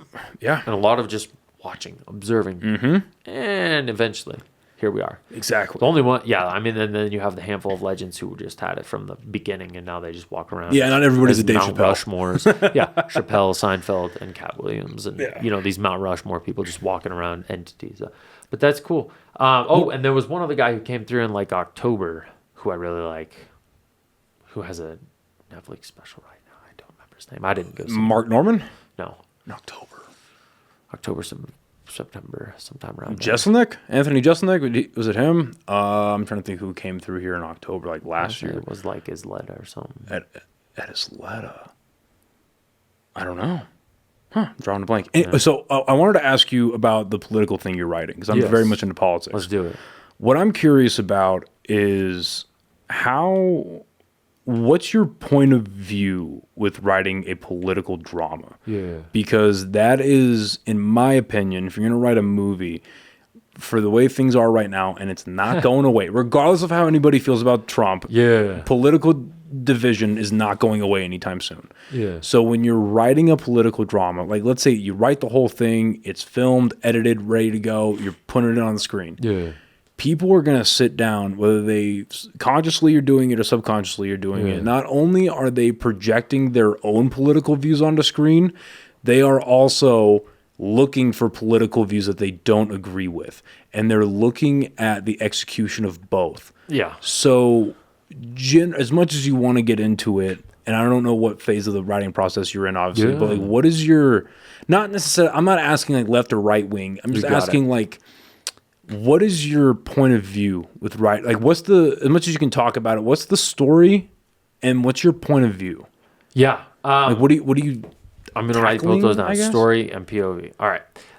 Because I have 3 things to say before I even get there. My favorite show of all time, second to Breaking Bad, is The West Wing, which couldn't be made today. Probably not. But it's about a Democrat who, is Catholic but doesn't believe that government should be involved in healthcare decision making, right? That's a controversial thing that you just wouldn't see being made today, or possibly you would. I don't know. It's certainly not what I'm trying to do. So West Wing, great example. Why am I attracted to? I just love the back and forths, and I can write characters that are more intelligent than I am, and that's fun, right? You can like write a character, and people gravitate toward a smart character. That's a great way to put it. People gravitate towards smart characters. That's like most successful things are like have some sort of brilliance, and we like look at it and in awe. Like we can project ourselves so much into a character, but we do know that character's smarter than us. Breaking Bad. Every character in West Wing, and they like almost have like a ranked intelligence, but that's one thing. And then so what you're asking kind of reminds me of Civil War a lot, right? So a lot of half of cinephiles are like, take a position, and the other half are like, leave it up to interpretation, right? So I'm like, in the second camp. Leave it up to interpretation. I just feel like everyone had all these expectations. A24 is going to put out this movie, and they're going to say all this about what's going on. No, I liked Civil War for what it was, and I hate that the negative reviews kept me from seeing it, because it is a fantastic movie. Phenomenal. It's well written, and it does just leave it up to interpretation. And it had me watching a bunch of YouTube about it to try and understand it better and think about it more. And that is a good movie, one that you think about for a week. That's a good movie. Me and my buddy, we went to go see it. I used to be in the Army National Guard, and he's currently in the Navy. Thanks for saying. And we went to, we went to go watch it, and we sat down. We did a podcast right afterwards. And the conclusion we came to is just like, you know what? Anybody who's curious about what a civil war would look like, that's probably within an 80% margin of error. And then B, anybody who's by definition insane enough to say we need a civil war or I'm okay with the civil war, watch that fucking movie. Because that is like when you see, you know, like the scene, that first real action scene that they have where they're with the local militia guys and they're fighting the army dudes. Yeah. And they take the army guys out as prisoners and they sit them in front of the machine gun and they kill them all and they gun them down. It's like, yeah, that's what that's going to look. Are you okay with that? Like, are you okay with Americans killing Americans? Like in mass and in controlled areas? Like, are you cool with that? Like, are you cool with seeing, like, do you like the war? And I'm back and forth on it, but I think as history looks back on it, it's going to be more of a net positive that the war in Ukraine is so documented just from combat footage alone. Because, and I say this to as many people as I can, if you know anybody or if you happen to be somebody who is pro-war in Ukraine, regardless of what side you're on, if you're pro-war on that, you should have to sit down and watch hours of that footage because it is ugly, it is horrible. Yeah. Urban warfare, and that's what that's turning into is borderline trench warfare because there are trenches over there. If you watch urban warfare and then go back and look at footage from the geography of the country is marshland. Right. And then you can't invade that. You have to drive on roads. You can't just go off. Exactly. But then you look at footage from GWAT over the last 20 years, and you see all of that. Like, this is close quarters. It's ugly. It's brutal. It's in your face, and it's something that movie captured very well, extremely well. And Warfare is coming out soon. I'm interested in that. I'm very interested in what that movie is going to look like. War is so much more brutal and horrific than it's even shown to us most of the time. Like, a lot of the worst parts are withheld. Well, because you're in your early 30s, and I'm turning 28 this year. I call our generation like the Call of Duty generation. Yeah. We grew up on Call of Duty, and I love Call of Duty. It's kills ratio. It's a lot of fun. KDRs. But you know, if you're growing up playing Modern Warfare 2. I mean, fucking World at War, one of the World War II movies, or games they made, World at War. That's my favorite Call of Duty, but that's a borderline like horror video game. But you look like the Modern Warfare series. You know, as much as I adore that series, there is a part of it that, like, I wouldn't go as far as to say brainwashed, but it did kind of desensitize our generation to what war is. And then I think that's why, I mean, a lot of my friends that joined up, myself included, we grew up playing those games. I remember getting, there was a game series for PlayStation and PlayStation 2. It was called SOCOM U.S. Navy SEALs. And in the fucking game, there's a pamphlet to join the U.S. Navy and be a SEAL. Are you kidding me? Oh, yeah. Wow. I remember that. Very clearly. My uncle and then one of my buddy's friends, they had the first and the second SOCOM U.S. Navy SEALs game. And it had a pamphlet in there to join the Navy. That's shocking. It's like, I get it. But then on the same lane, it's like, just non-biased. What message are you sending? What are we sending? You know what I mean? Because these are... Yeah, I mean, there were recruiters in my high school. So it's like, yeah, so I don't know. Recruiters and the pull-up thing. And so when you bring up Civil War, I really like the fact that they took the angle of war journalists, where like they just want... Obviously, it's the end of the movies, they want to get to the president before everyone else does, but like they are documenting what is actually going on. Yeah. And I thought that was just such a genius way to do it. Because you take any other side of that, it's like, are you anti-Trump? Are you pro-Democrat? Are you? And there is some. I can admit that there is some anti-Trump stuff in there, like the scene where the guy, they're in the car ride and the heavier set guy, he's talking to Kirsten Dunst. And it's like, well, when you get there, what are you going to ask him? Just, well, do you think it was a good idea to abolish the FBI? Or the president is on his third term? Or how do you feel about airstriking your own civilians and stuff like that? So I was like, you can attest some of those things to Trump, and then the way in the beginning they kind of dressed Nick Offerman with the red tie and stuff like that. But even then, it's like, even the way he did it, it's not really Trump. It's a president that knows he's losing. Well, the red tie's always just been associated with the Republican Party and blue Exactly. with them. But I think you definitely could interpret that, or you could not. It's easier not to. If you're a different person, you could easily just not see that. And I like that it's not like shoved in your face. I agree. If that's how you want to watch the movie, you can. But you lose so much when you do it that way. And honestly, you take away so much from Alex Garland as a writer and a director. Yeah. To attach like, oh, he's trying to be anti this or no, just watch it for what it is. Yeah, I mean, whoever the president would be, those questions would be valid, and those would be totally a part of if a civil war were to happen, airstriking your own civilian. That's just a valid question. Mm-hmm. Alex Garland just put out there, because that's what do you think it would be? What do you think warfare is?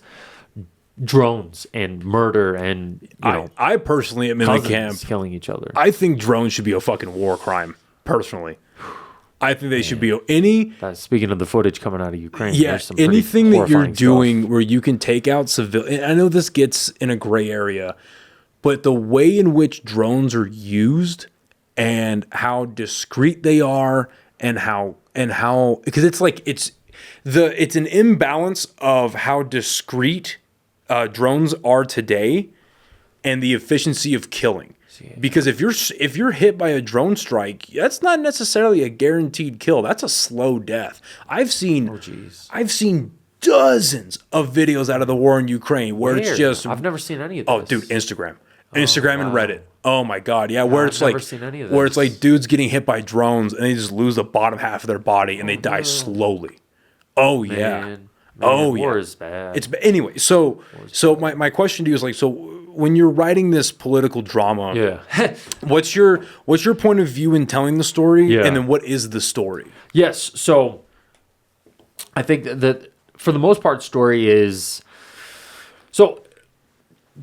DC, beautiful city. That's what I'd like to film. If you get me a ton of money and the ability to write this script full time and actually do it, you shoot in that gorgeous city and you tell a story about people who work on Capitol Hill and their group dynamics and various things that they go through. So that's pretty much what it would be. I'm not going into the polarization that we experience today. It would be more like the lived experiences of these politicos. It's like a J. Edgar kind of movie. I love that movie.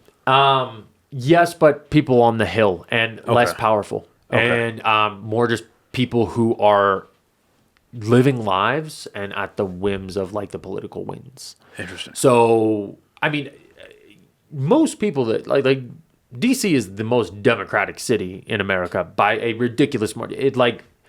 It goes blue like 98% to 2%. A ton of people that work for Republicans identify as Democrat, and it's the richest are registered code. As Democrats. Yeah, it is now definitely. As companies and international money have definitely posted up there for over the last 25 years.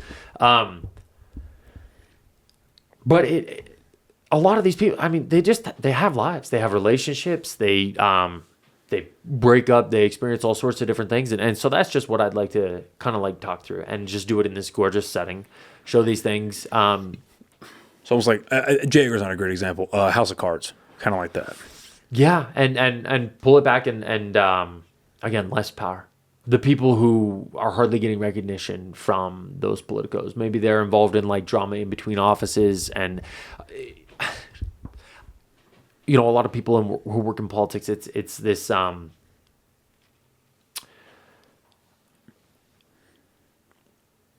There's a lot of importance in what's done, and there's a lot of self-importance in existing, and they're in a very cutthroat game and a very, very, as much as people deny it, they're in a meritocracy, and they're in a very, a place where deals are made all the time. You think the majority of it is a meritocracy?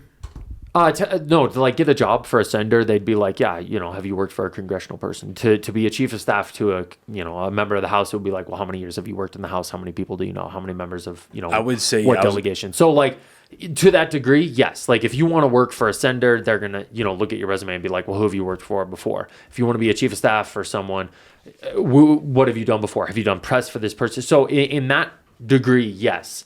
I don't think a ton of people at the staffing level. Oh yeah, again, less power. Right, yeah. So I mean, I'm talking like interns to give tours. Have you ever taken a tour of Capitol Hill? I've never been to DC. So, I want to go so bad, but I've never. Really? Yeah. Oh my God, man! I wish there was a direct flight there. And then of course there's this tragedy that just happened there. Hopefully that investigation tells us why, and that's avoidable in the future.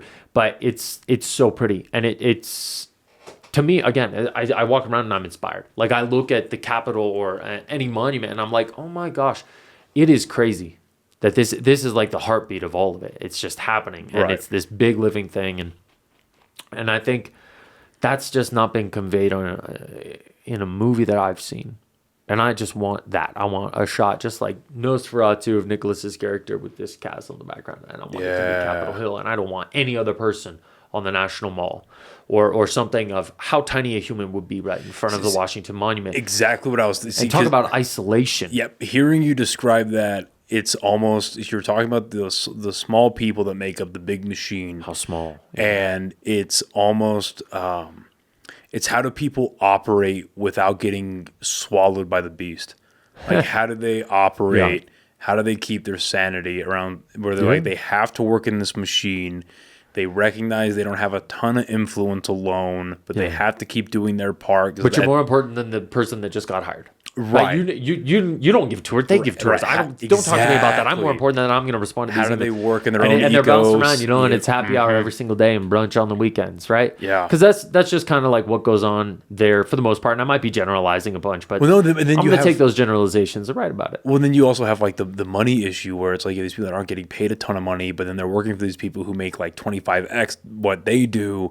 Going back and forth. And you see them lobbying. You see them going to the fancy places for 5 o'clock happy hour, and you see them going to the fancy brunches, and you see them going to these things, and then they go back to their dingy little Peter Parker apartment with their wife and two roommates, kids, or with their roommates, the whole family, and they're trying they're lucky, and they're trying to figure out like what's going on, and they're trying, how am I going to make my rent while this fucking guy makes, this much more money than I do? And it's like, I'm working for a guy who I don't even believe in, but I have to keep this job so I can eventually advance. I'm going through master school and I'm touching up your resume once a week and applying to different jobs. There's almost 500 members of Congress.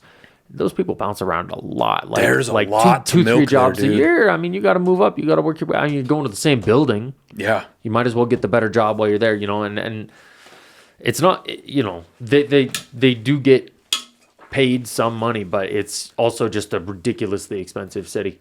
And then what if it's, and maybe this is getting into the minutia of it, but what came to mind is like, you're working for a guy who works for the guy in this position or in this office, and they're putting together like maybe tax bills, they're putting together any kind of monetary thing that's going to negatively affect you, but you have to agree with it because that's the person you're working for, and you're working against yourself. And how does that eat on your conscience? How does that eat against you morally? And like there is so much you can just strip off the bone there. I like that. You can, but yeah, and always going back to like the individual in it, right? Yep. Because at the end of the day, they're just like, I want more. I want the next thing. I want what I want. Well, they're pushing toward it. That's what made a lot of capable, a lot of very smart people. Oh yeah, but that's what made the first couple of seasons of. The show was great until the last season, but that's what made the first couple of seasons of House of Cards so good. Is because he had the house whip or whatever, who knew he was capable of more. And how do you claw and climb, and how do you get to where you want to get to? And how do you get to the presidency? How do you get to the power throne? Yeah. How do you? So there's a lot you can do with that script, man. I like that a lot. Yeah, and so it's like how do I position myself to get where I want to get? So like say it starts out as a person who's interning, right? And so we have Act 1. Person comes to DC. So I'll walk you through what I've thought about. Act 1, 3-act movie. Act 1, they go there. They go to DC, they intern, they meet people, they make some friends, they kind of see it for what it is, they find some people they trust, and they find some people that they just hang out with, right? Happy hours. And some relationships make sense, some are utilitarian. Act 2, we're back as an actual staffer. We're no longer giving tours. We have a bit more of the self-importance. We're a bit more of a part of things. People are coming to us. Maybe we are talking to a journalist or a lobbyist, and we're trying to like leverage our situation to take us further. And so I think all these people, basically there's all their inner dynamics and their positioning for jobs. Basically, I see like a really important senator who's a presidential candidate, right? And these people want to position themselves. Like Obama had staffers that he took from the Hill all the way to the White House and through the campaign. And he divided them up, kept some, because he was a United States senator for 4 years throughout that. And he had people on the Hill that worked for him that ended up in the White House. And then he had people that he took out of the Hill to put on his campaign, and he took them to the White House. And so a lot of these people are just positioning for a job like that. Not necessarily that candidate, just some random senator that I'll make up, but someone that's important and absent. Right? Where are they? They're important. We don't see them. We don't talk to them all that much. They're doing a billion things. Our interactions with them are so brief, and they're just mostly a presence. And so it's all these little things that just boil up into those little moments. So yeah, you had Act 1. Now you have Act 2. They're all kind of positioning themselves. Then you have Act 3. More so a breakdown of their own group dynamics and their failures and successes, and what do they actually do to themselves and others? How do they betray their own value sets to position themselves kind of in this machine? How much of yourself do you lose in pursuit of what you think you want? Beast games. Like, what's your number, right? So someone may be like, you know what? Screw this. I don't want to go be press secretary for $56,000 and work 80 hours a week. I'm going to go be a lobbyist for 125, 180 grand and work when I want, just because I am friends with these people, right? So someone does that. Someone goes be a journalist. Someone with a conscience or a different conscience looks at all of it and is like, I'm a little grossed out by this. I'm going to step away and do something else. So I, come up with a handful of characters like that. I wouldn't call it a coming of age. I'd call it a political trauma. They'll have some inner dynamics, and that's about all I've worked through so far. Backstory on characters and stuff. I'm not big on, and this has come up a couple times, I'm not big on like choosing a specific year, right? So I very intentionally didn't do that with park closes at 10 p.m. mostly because of budget reasons. If I put a year to it, then that influences props, setting, billboards in the background, all sorts of different things that I can't do. Try and keep it anonymous, just try and put it out there as ambiguous, not anonymous. You'll see yourself in there. I don't feel like there's a ton of I don't think there's enough coming of ages for the people that kind of came of age around our age. So I guess that's what I was trying to contribute to. But with the DC thing, I with the political drama, I wouldn't put a year to it. I know technology is the only thing that always comes to mind is because in House of Cards they did the texts, right? I wouldn't do the texts, but not only there is value to that. Like time or technology inside of it that makes it tough. It's with a political drama. It's like what world events are they dealing with? Yeah, you know what I mean. And that would make it tough to keep it ambiguous. In what time does it take place? And I've got one for you, but I'm not going to say. Okay. So I do have that, and that does link it to a year in a way, but we're not going to spoil it.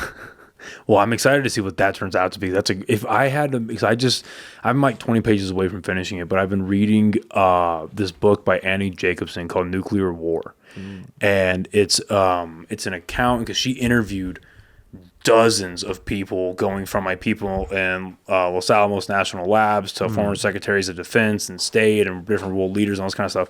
And basically what it is, and she breaks it down into 4 sections of when America gets hit by a nuclear bomb and everything that follows. Yeah. And she breaks it down into like fucking, day 0 this time, 15 seconds later, 10 minutes later, 20 minutes later, 20 seconds later, and the way she breaks all of that down. If we were hit with a nuclear bomb. And like how everyone in the world reacts to it. What are different world leaders doing? What are our world leaders doing? What are we doing? Or like, what's the Secret Service doing with the president? Who's trying to call who? Who's trying to contact who? And what is going on? Like, who hit us? Did they mean to hit us? Did they blah, blah, blah, blah, blah? And that were they able to hit us? Right, like that. Oh, we definitely got hit. Okay. Oh yeah, we definitely got hit. And it's like how all of that unfolds. I would love to see that made into a movie, because the way that book reads, it plays out like a fucking movie. It's all fiction. Oh yeah, it's a fictionalized scenario based on. Where's the bomb land? So it's North Korea that bombs us, and it hits DC first. Oh, geez. And then it hits DC, and there's one going towards Chicago and New York. And it's like how everything. Oh, and then there's a nuclear meltdown in the Nevada desert. Oh, what the fuck is that desert called? Area 51, or what do you mean? No, it's like the Diablo Desert or whatever. Oh. It's like there's a nuclear reactor out there, and that one goes down, and then like how the nuclear response teams in Nebraska, how they respond, in California, how they respond, and it's the way it plays out is fucking crazy. I would like to see something like that adapted too, because that's just that would be phenomenal. Because I just love 120 million. Yeah, right. Write the script though, man. I'd like. Here's the thing, like, put the script out there. You know, the best case scenario I always say is someone like options it. They give you $5,000 and then they shelve it. That's not a bad day. Yeah. That's not a bad day by any means. $5,000 for something you written? That's not too bad. Yeah, your name's on it. It's stamped. It exists. You created something cool. You know what movie idea I had a few years ago, and I wrote out a couple of scenes for it. I never wrote like a full script. Yeah. What I thought, because I love, like, when done right, I really enjoy twist endings. And I had two ideas. I had one idea for a Batman universe-centered movie where at the twist at the end is you realize it's a Batman movie the whole time. I liked that idea. But another idea that I had was a movie about these two guys who are bullied through high school. They're put through the ringer, yada, yada, yada. And it's a story about how bullying really affects people and how the dark roads it'll lead people down. And then these two guys, they decide, like, we're going to plan a school shooting. We're going to do it. And I have it in the back of my head. I have it in my head what it looks like, what the reveal looks like. And you see them, they get all their supplies, and you see the negligence that leads to them getting guns, and the negligence that leads to them getting ammunition and all that. And they pull up to their school, and the camera is following their vehicle from the back. And as they pull up, they park, they step out, and as they're walking towards the school, the last shot is it says Columbine High School. And it's a twist. Because I like a twist ending. That's heavy. I like a twist ending at the end. And then what I like is you don't market it as the Columbine movie. You just market it as this indie, movie about bullying. Yeah. That's what you market it as. But then once it hits theaters, the buzz around it is, this is a fucking Columbine movie. And that gets more asses in seats. Oh, but I think guarantee you, if you submitted a finished product of that to the indie circuit, that's an idea. People would be sitting down with you and they'd be like, "What's your next project?" That's an idea and they'd that be I talking had. to you about distribution too. That's an idea that I had. Very much in that same vein, I had an idea for a Batman movie where you're following. It's basically. Have you read The Killing Joke? You ever read that comic book? It's a great fucking. It's the most accepted origin of the Joker. Okay. But it's basically a stand-up comedian. He's failing. He's got a wife or a girlfriend with a baby on the way. They're barely making their bills. He doesn't believe in his comedy, all this kind of stuff. He starts getting into organized crime, and he starts getting in bad with some guys. And at the very end of the movie, they're going to go rob. A chemical facility, and you don't realize that it's a Joker origin, and you don't realize that it's a Batman-centered movie until he gets into the van, and they're like, "All right, put your shit on, put your mask on."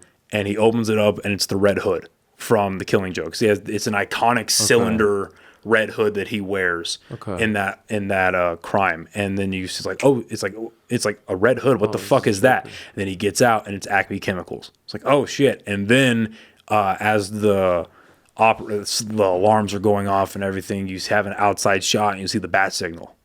It's like, oh shit, this is a fucking Batman movie. So I thought that, and then, but the idea, because really where all this started for me in the back of my head was the movie Seven. What I love about that movie is you don't see Kevin Spacey until the very end, and you don't even know Kevin Spacey's in the movie until at the very end it says with Kevin Spacey is John Doe. I love that idea. I love the idea of not giving your audience everything until the very end. Yeah. They don't see the full picture. I mean, that doesn't mean that the movie's not necessarily good, but there's a lot of movies where like, oh, I see where this is going to play out. I see how this is going to go. Hopefully the execution is good. Yeah, what's in the box? Yeah. But you don't, but like with a movie like Seven, you don't see the full picture of that movie until the very last frame. No, it changes. Yeah. For sure. I love the idea of that done properly. I love that idea. No, it's some people really have a knack for writing that and executing it. And again, like just put the script out. I feel like that would take, like even if you were working full time, I feel like that would take a solid 6 months to get a first draft. Oh, minimum. Brutal. Like it's a brutal process. And what I would say, actually, writing the script is about the easiest part. It's the most fun. But to get to start writing, to give yourself the permission to write, you need to know every single one of the characters. Yeah. You need to know the story. You need to understand the theme and like what you're trying to accomplish with each line, how you advance the story, right. Every scene, every line. Like how do you push it forward? So like writing is kind of the easy part. It's fully fleshing out every single idea. And a conversation like this really helps. I'd love to just sit down and talk off camera. Oh, same, yeah. Continue actually pushing this idea forward because not a lot of people want to workshop with you. It's understanding, are you wasting time on screen? Like, are these things servicing the story? And then, even if it's servicing the story, is it servicing the story in the right way? Yeah. Is it, because what you really don't want to, I mean, because some stories do it better than others, and obviously I'm very biased towards ones that do them well because it happens a lot in comic book movies, but there's always like the MacGuffin or characters that make decisions for the plot's sake. Like they so clearly did this thing just so the plot would move forward. It's like, so how do you make that feel organic? Does it make sense? Would this character have done that in the first place? And this, that, and the other. And once you kind of understand and flesh that out properly, because like I'd imagine just like writing just never really ends because then you just start, even when you have a final or have a final draft, quote unquote, you look at it like, well, wait, I don't know. Does that make sense? Well, I mean, and you've seen bloopers, right? Like when they get into movie making, they'll change things up entirely as long as they've got the continuity, the coverage for the various lines that they're talking about. 100% the script. I would never say my script was finished. I would say I just had to turn it over. Yeah. And I delayed that as long as I could. I just had to give something to the actors, and I gave them the caveat that I might make minor changes. I will try not to change anything too significant, but there might be some tinkering to your dialogue. Just be prepared. But I wanted to give it to them with 2 months to understand it better and think about the characters. I would never say, and I think I even said that on April Fool's, like, script's never finished. Like, it never will be. The actors are going to think about the characters. They're going to bring things. The cinematographer is going to come with ideas and all those things. And I am totally, some people might not be, but I'm totally like, bring it. Bring who you are. Put your stamp onto this project. I can only see that improving it. And what was the casting process? So like I said, emailed the UNM professor, put up flyers all over, found a place to do auditions, pulled some lines from the script, met up with people. Took about a little less than a month. Like, let's say for the lead, what were you looking for in a lead character? So there's not necessarily one lead. It's a group of 7. It's ensemble. But there were probably, it's ensemble, but there's probably 2 or 3 that shine a little bit more. Gosh, I'm too old for vibe and aura, but essentially someone that, can convey that in their existence before they even are familiar with the character that they're about to go. So I would say, when you write a script, you definitely envision something. It's not going to be, you'll eventually find a human to be that something, but it sparked for me. I don't know. It was kind of obvious to me. And I actually had to tell people who were auditioning for different characters that I saw them as someone else. Not what they wanted. You know, some people, like, they read the description, and I was like, I might have just done a better job writing that description, because every single girl wanted to be this one character, and I was like, maybe that description's just good, because I got 4 female characters, and every girl that auditioned, I don't know how many, all wanted the exact same. And I was like, cool, but I think you're reading too much into the description. Right. And so I was really happy with the cast that we got. They were very good. They really thought about the characters. They brought it. And most of them are extremely serious about acting careers. So I just hope to be an IMDb credit on their success story, right? That's like my goal, is for them to go off and do well. I've turned over some reel to them, and one of the actresses, Svea Kendi, just got signed to an agent and moved to LA. Nice. And she said the reel helped. I don't know how much, but that's awesome. I'm happy for her, and I hope she books some stuff. And then one of the other actors, she's Chris like Martin, off in LA doing her thing. She just moved there. Yeah, got signed with an agent, gave the reel to a bunch of houses, and got signed. And then one of the other actors, Chris Martin, just had a series. He's in a series called American Primeval that just dropped in Netflix. Oh, shit. He plays, oh gosh, I should have Googled it. Chubbs. I've heard it's great. I've heard it's great. Me too. Yeah, I need to watch it, add it to the list. I'm watching too many series right now. I want to get back to movies, but I got to get through the series. But that's awesome, because he's got a pretty serious IMDb. He was like a teenage actor, had a family, and now he's going back to acting. And then I've got a couple others that are, they're just saying yes to everything they can. Dylan Anthony, I saw a picture of him on set of like kind of a baseball short. Philip Rodriguez, I've seen, has done several projects here around town. I just see little things on Instagram, and I'm like, they're pushing it. They're advancing this. Just trying to remember everybody's names. It's pretty cool, just because I got plugged into their community, and I'm just watching all these people via their Instagram stories go off and have success. And I'm happy for them. But I'll say, it's really easy to start one script. It's really easy to start 200 scripts. It's really hard to finish one. Say finishing one, it sounds impossible. So like you have to love it or love the process of it. Because I'm like, that's where I'm at, is I just love the process of it. Throughout my day, whenever I'm doing anything, driving, working out, I'm like just trying to think about it, just trying to push it forward. Like I said, you have to have these major things thought through in order to just sit down and write. Because once I actually have it all figured out, writing is just going to be like, what do I need to do? I need to do this. They need to fight. Bam. And then you can always. But my whole thing was, you just need to write. You can always edit, but you just need to write. Push it forward every day. It's a challenge. I think, if you really want to do it, you totally can. It's just going to be on a different timeline, like you said, and it's going to look different than you said. I'm always happy to connect people to the people that help me or whatever. Right now I'm working with Volt Studios here in Albuquerque. Nice. Lisi is a professional editor who's doing some supervised editing sessions with me. She's taught me an enormous amount. And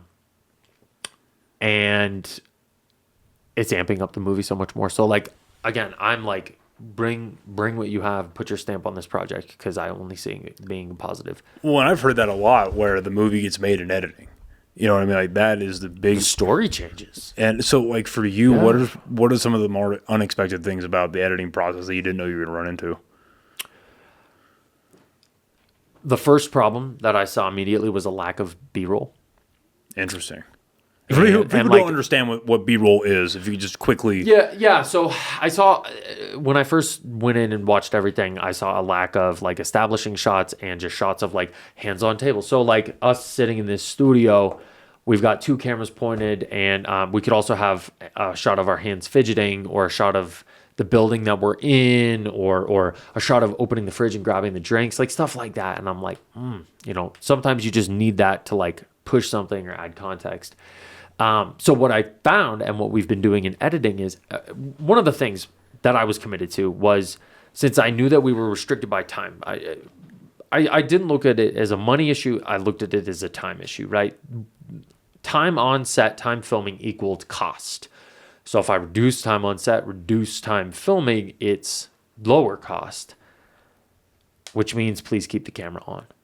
So I have 12 and a half hours of footage for 89 pages, but it's going to be a roughly 80-minute movie. Way more. So the camera just kept rolling. So I've got a lot of organic moments of actors and just the camera just kind of like looking at a location. Well, we're all figuring things out and you can hear us all in the background, but I'm like, okay, so that was my first problem was I didn't feel like I had enough of that. And then I just watched all the things that I was going to cut. And I'm like, wait a minute. They're just laughing here. Boom. Like, keep that. This is organic. They're actually friends in real life. That's what I want to put on screen. That, you know, actors hung out. They became friends. They did their thing. They were together for a couple months. And that's what I'm going to like try and capture on screen. So that was one. And then in editing, color's been the most fun. You'd see it on park.closes.movie on TikTok and Instagram. Not the Instagram yet, but soon. You'll see kind of like messing around with color. That's been extremely fun. But little things like there's to start the movie starts in a theater, a high school theater. Last day of school. Drama teacher who's been very influential in their life. Think of that figure in a coming of age who's about to give some wisdom. See shots of the theater. Cool. Theaters are cool places. When lights on, lights off, they're just cool. You've got costume closets, props rooms, set making equipment, seats empty. You just see shots throughout the theater, and as you're kind of seeing them for about 30 seconds, then you start to hear this voiceover, and it's this drama teacher, and he's imparting this wisdom. It's your last day of school.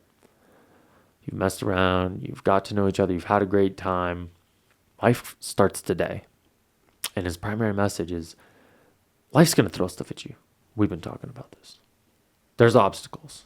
Things are going to happen. Not everything's going to go perfect, and especially not for everyone. What's most important, the takeaway that I want you to have, is how you navigate that. And that's this underlying theme throughout the movie, is how do we respond to adversity, right? So he's just trying to communicate that to these, unknowing students. They're all sitting on the stage, and we're just zooming out from him kind of giving this speech. And then we see shots of their faces as they're kind of paying attention, And so that's kind of like in that editing process is we like show shots of the theater. There's like a sign painted on the wall, and it's the Thespian Society painting. It's in a green room, a literal green room, right? Because that's what the theaters have. It's painted green. You've got this big painting. It's the drama theater faces, right? We're showing it for like 2 seconds. It's just during this. It's pre this voiceover. And what this editor, Lisi, did, she just had a great idea. And I don't mean to spoil it, but like this is just a little hint of the things. She took a little editing effect. And then those brief, like about half a second, those faces kind of like start to move a little bit. And you're like, what? I mean, your brain processes it. It sees it. It's maybe even a little unsettled by it. You don't realize like, hey, it's not dramatic. It's not obvious. But just in those little moments, the eyes just widen a little bit and the smile just sharpens. And you just move on to the next shot. And then the voiceover begins. And it's so just tiny little things that you're like, I can convey a lot about this environment to your brain without you figuring it out. And so that's what she's doing. Yeah. And like I said, it's not obvious at all. You'd have to know it's there. I've showed it to people. I've been like, hey, watch this intro. Not a single person I've shown it to figures it out. But it gives them all this same feeling of like, the theater's a living place. And that's cool because this is, that's what theaters are. And people come through, and that's, you come through, but the theater lives on. All these students, they've moved through this. The theater is a living thing. It's going to move on. It's going to move on even when that teacher comes and they're replaced. That's what Lisi's contributed, is a lot of the creative in the editing. And she just has brilliant ideas of how we can like parcel some footage here, move it here, change the story a little bit, amp it up. So you're very right when you say the movie's made in editing. And we were fortunate enough to just literally never turn the camera off. So I've got a ton of footage and a ton of random things in between. Why not? Like the camera can be alive. I'm totally not about like I don't need that. You've seen Succession? Yeah. No, I haven't seen. Okay. No, the show I have not. No. Okay. Well, I don't mind a living camera. I don't mind thinking I'm like, being the camera's perspective as if you're just another person hanging out in this ensemble cast. So we were able to kind of generate some of that, especially in those moments in between. But I will say, trimming footage is a big thing. So like one of the things we've had to do is, and she's just taught me, is how to like cut it down to like tiny little sections and really section it out, make it less overwhelming. Same thing like I'd approach a script. All you need to do is get this person to kiss this person in this scene, do it in less than 3 pages. Okay. If I know the characters well enough, I can do that. Same thing with editing. All I'm trying to push forward in this scene is this person has a traumatic experience and we don't show it on screen. So what else am I going to show? What's the sound going to be like, right? There's so many steps and it's such a big process. It's mostly just like carving out time, doing little chunks, So one thing I do want to ask you about before we close out is actually getting the movie and then presenting this to any kind of film festival, committees, wherever you can get it seen. Yeah. What is the plan for that? How I'll ask another question before that as well. How far along in the editing process is the film right now? Oh, I would say 20% at most. Okay. I would say just because we still have scenes that we're chopping up, but that's also just because I'm trying to be conservative.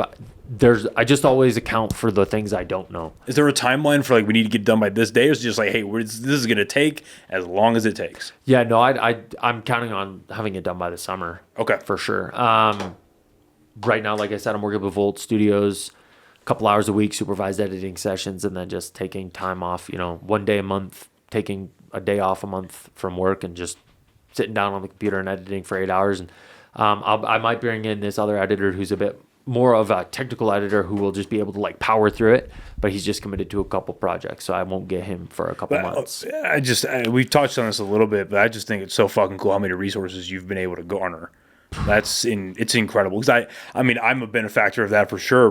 This podcast would not be what it is without the people around me. So I saw think that when I looked up the podcast. You got some great people on.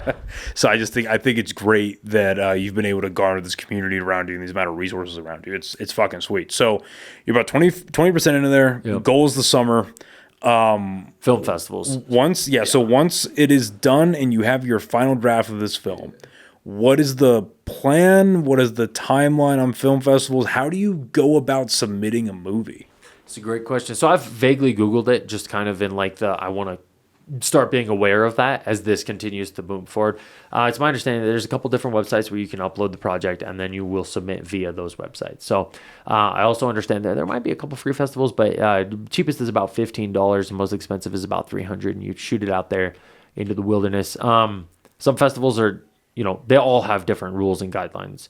I think feature, coming of age, I'm optimistic we'll get into just random tiny little festivals that just don't probably, get a ton of submissions unless they do, and then we don't make it. But, I think it's just based on what I see, and I could totally be reading this wrong, but there's more competition for shorts right now because shorts are just easier to make to demonstrate your skill set. I think it's really hard to put together a feature with a couple bucks and some sweat.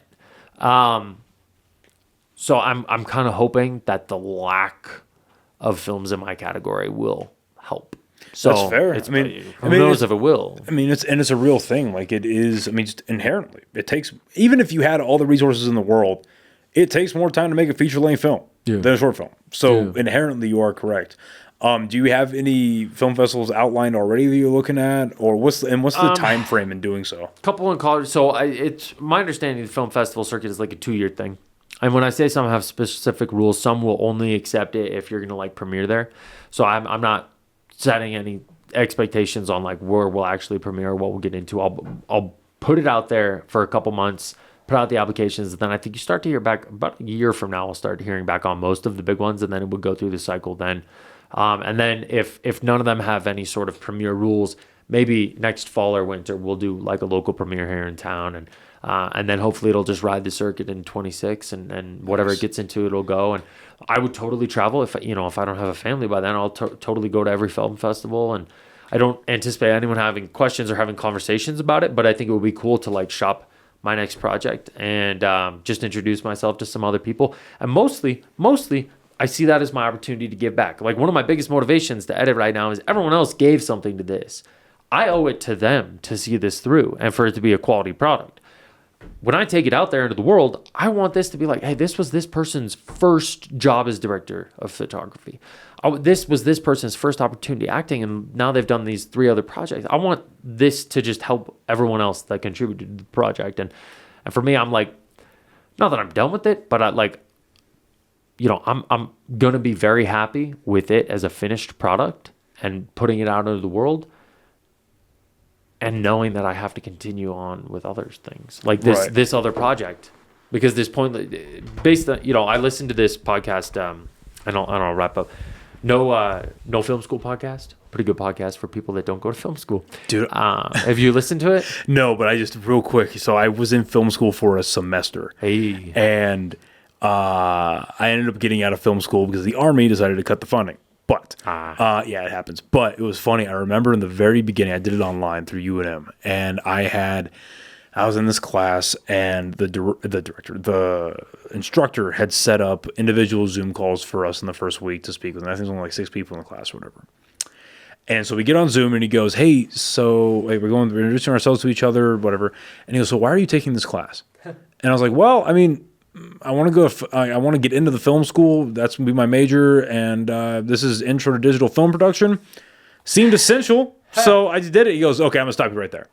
There is nothing you're going to do in film school that is essential." And I was like, "Okay." And he started going down this different path, and I was like, "Okay, I hate to interrupt you, because I know you have 45 minutes of what we're going to talk about planned. Can we focus on that for a little bit real quick?" Because I was like, no disrespect, but you're an instructor in film school telling me I don't need to be here. Yeah. Can you please explain to me what that means? And he goes, "Well, the biggest thing you're going to learn in film school is how to network. And quite frankly, I've looked into you. I see that you've been doing this podcast for a few years. This is like 2022, I believe. Nice. This is 2022. Or no, I'm sorry, end of 2021. He goes, "You've been doing this podcast for a little bit of time now. It's clear to me you already know how to network. So to be quite honest with you, man, I don't know why you're here." Huh. He goes, "Just go make connections. If you really want to do film, go make connections, keep writing, get yourself on a film set. If you want to be on a film set, you will find a way to get on a film set. I promise you. With the way Albuquerque is booming, you might have a shitty job, but you'll find your way onto a film set." Oh. So yeah, if you ever want one, let me know. If you're bored. Yeah, fuck it. I'd love to. I've done it. I've gone on a couple since, just because I see them on Instagram stories like, "Hey, we need someone to come play this basketball player." Okay, a Friday night for 4 hours. All right, I'll do it. Or other opportunities. It's just kind of funny because it is totally just this own living thing, and you can jump in and jump out at will. Mm-hmm. It's like the gears of a clock, and each project is its own set of gears, and there's Timex automatics and there's Rolex automatics, and you're not going to get a better job on the Rolex, but you can get pretty involved on smaller projects. So I just thought that was fucking hilarious, being in film school for a semester. The teacher. And the first week, the dude's like, "You ain't got to do this, bro." Well, I feel like, yes, networking, it also teaches you how to watch a movie, but I don't want to be taught how to watch a movie. I did one film studies class in undergrad, but it was about peace studies. It was about watching films that have to, toe the line. District 9 is a good example, or what a great Palestine movie. and Israel. All the movies and documentaries about Palestine and Israel, or just any movies about immigrants or crossing borders. And I was like, this is a good thing. I don't want to be taught how to watch this movie, but we can sit here and break these concepts down, because the filmmakers did a really good job. The films that we watched, they did a really good job articulating the subject matter, and either putting it forward in a very neutral way or taking a side, right? And so that was good for me. But beyond that, I don't want to be taught how to watch movies, because then I'll never watch them. I cannot deal with people who want to pause and point out continuity errors, because John Hughes is the king of continuity errors, and John Hughes is like my favorite movie maker of all time. I don't want to sit here and break down how inconsistent Home Alone 2 is, because who cares? It's a good movie to just watch. Like, let's not ruin that experience by going. No, I'm not about film school. I feel like it would have been fun. I would have loved it, but and everybody who's done it has just great things to say about it and great resources, and they do learn a lot and network a lot, but I wouldn't take it as a barrier. And that podcast, they had some people on who have recently had a lot of success in the film festival circuit this last year, and they were just kind of saying, this is what you should do. That's why I started writing this next one. It's because they were like, don't show up without a project in hand. I mean, it makes sense. Because if a single person wants to talk to you, they don't want to talk to you about what you've done. Yeah. That's fair. They want to talk to you about what you're going to do. Well, because in theory, if they're talking to you, they're already interested in what you've done, or they're interested in you as a person.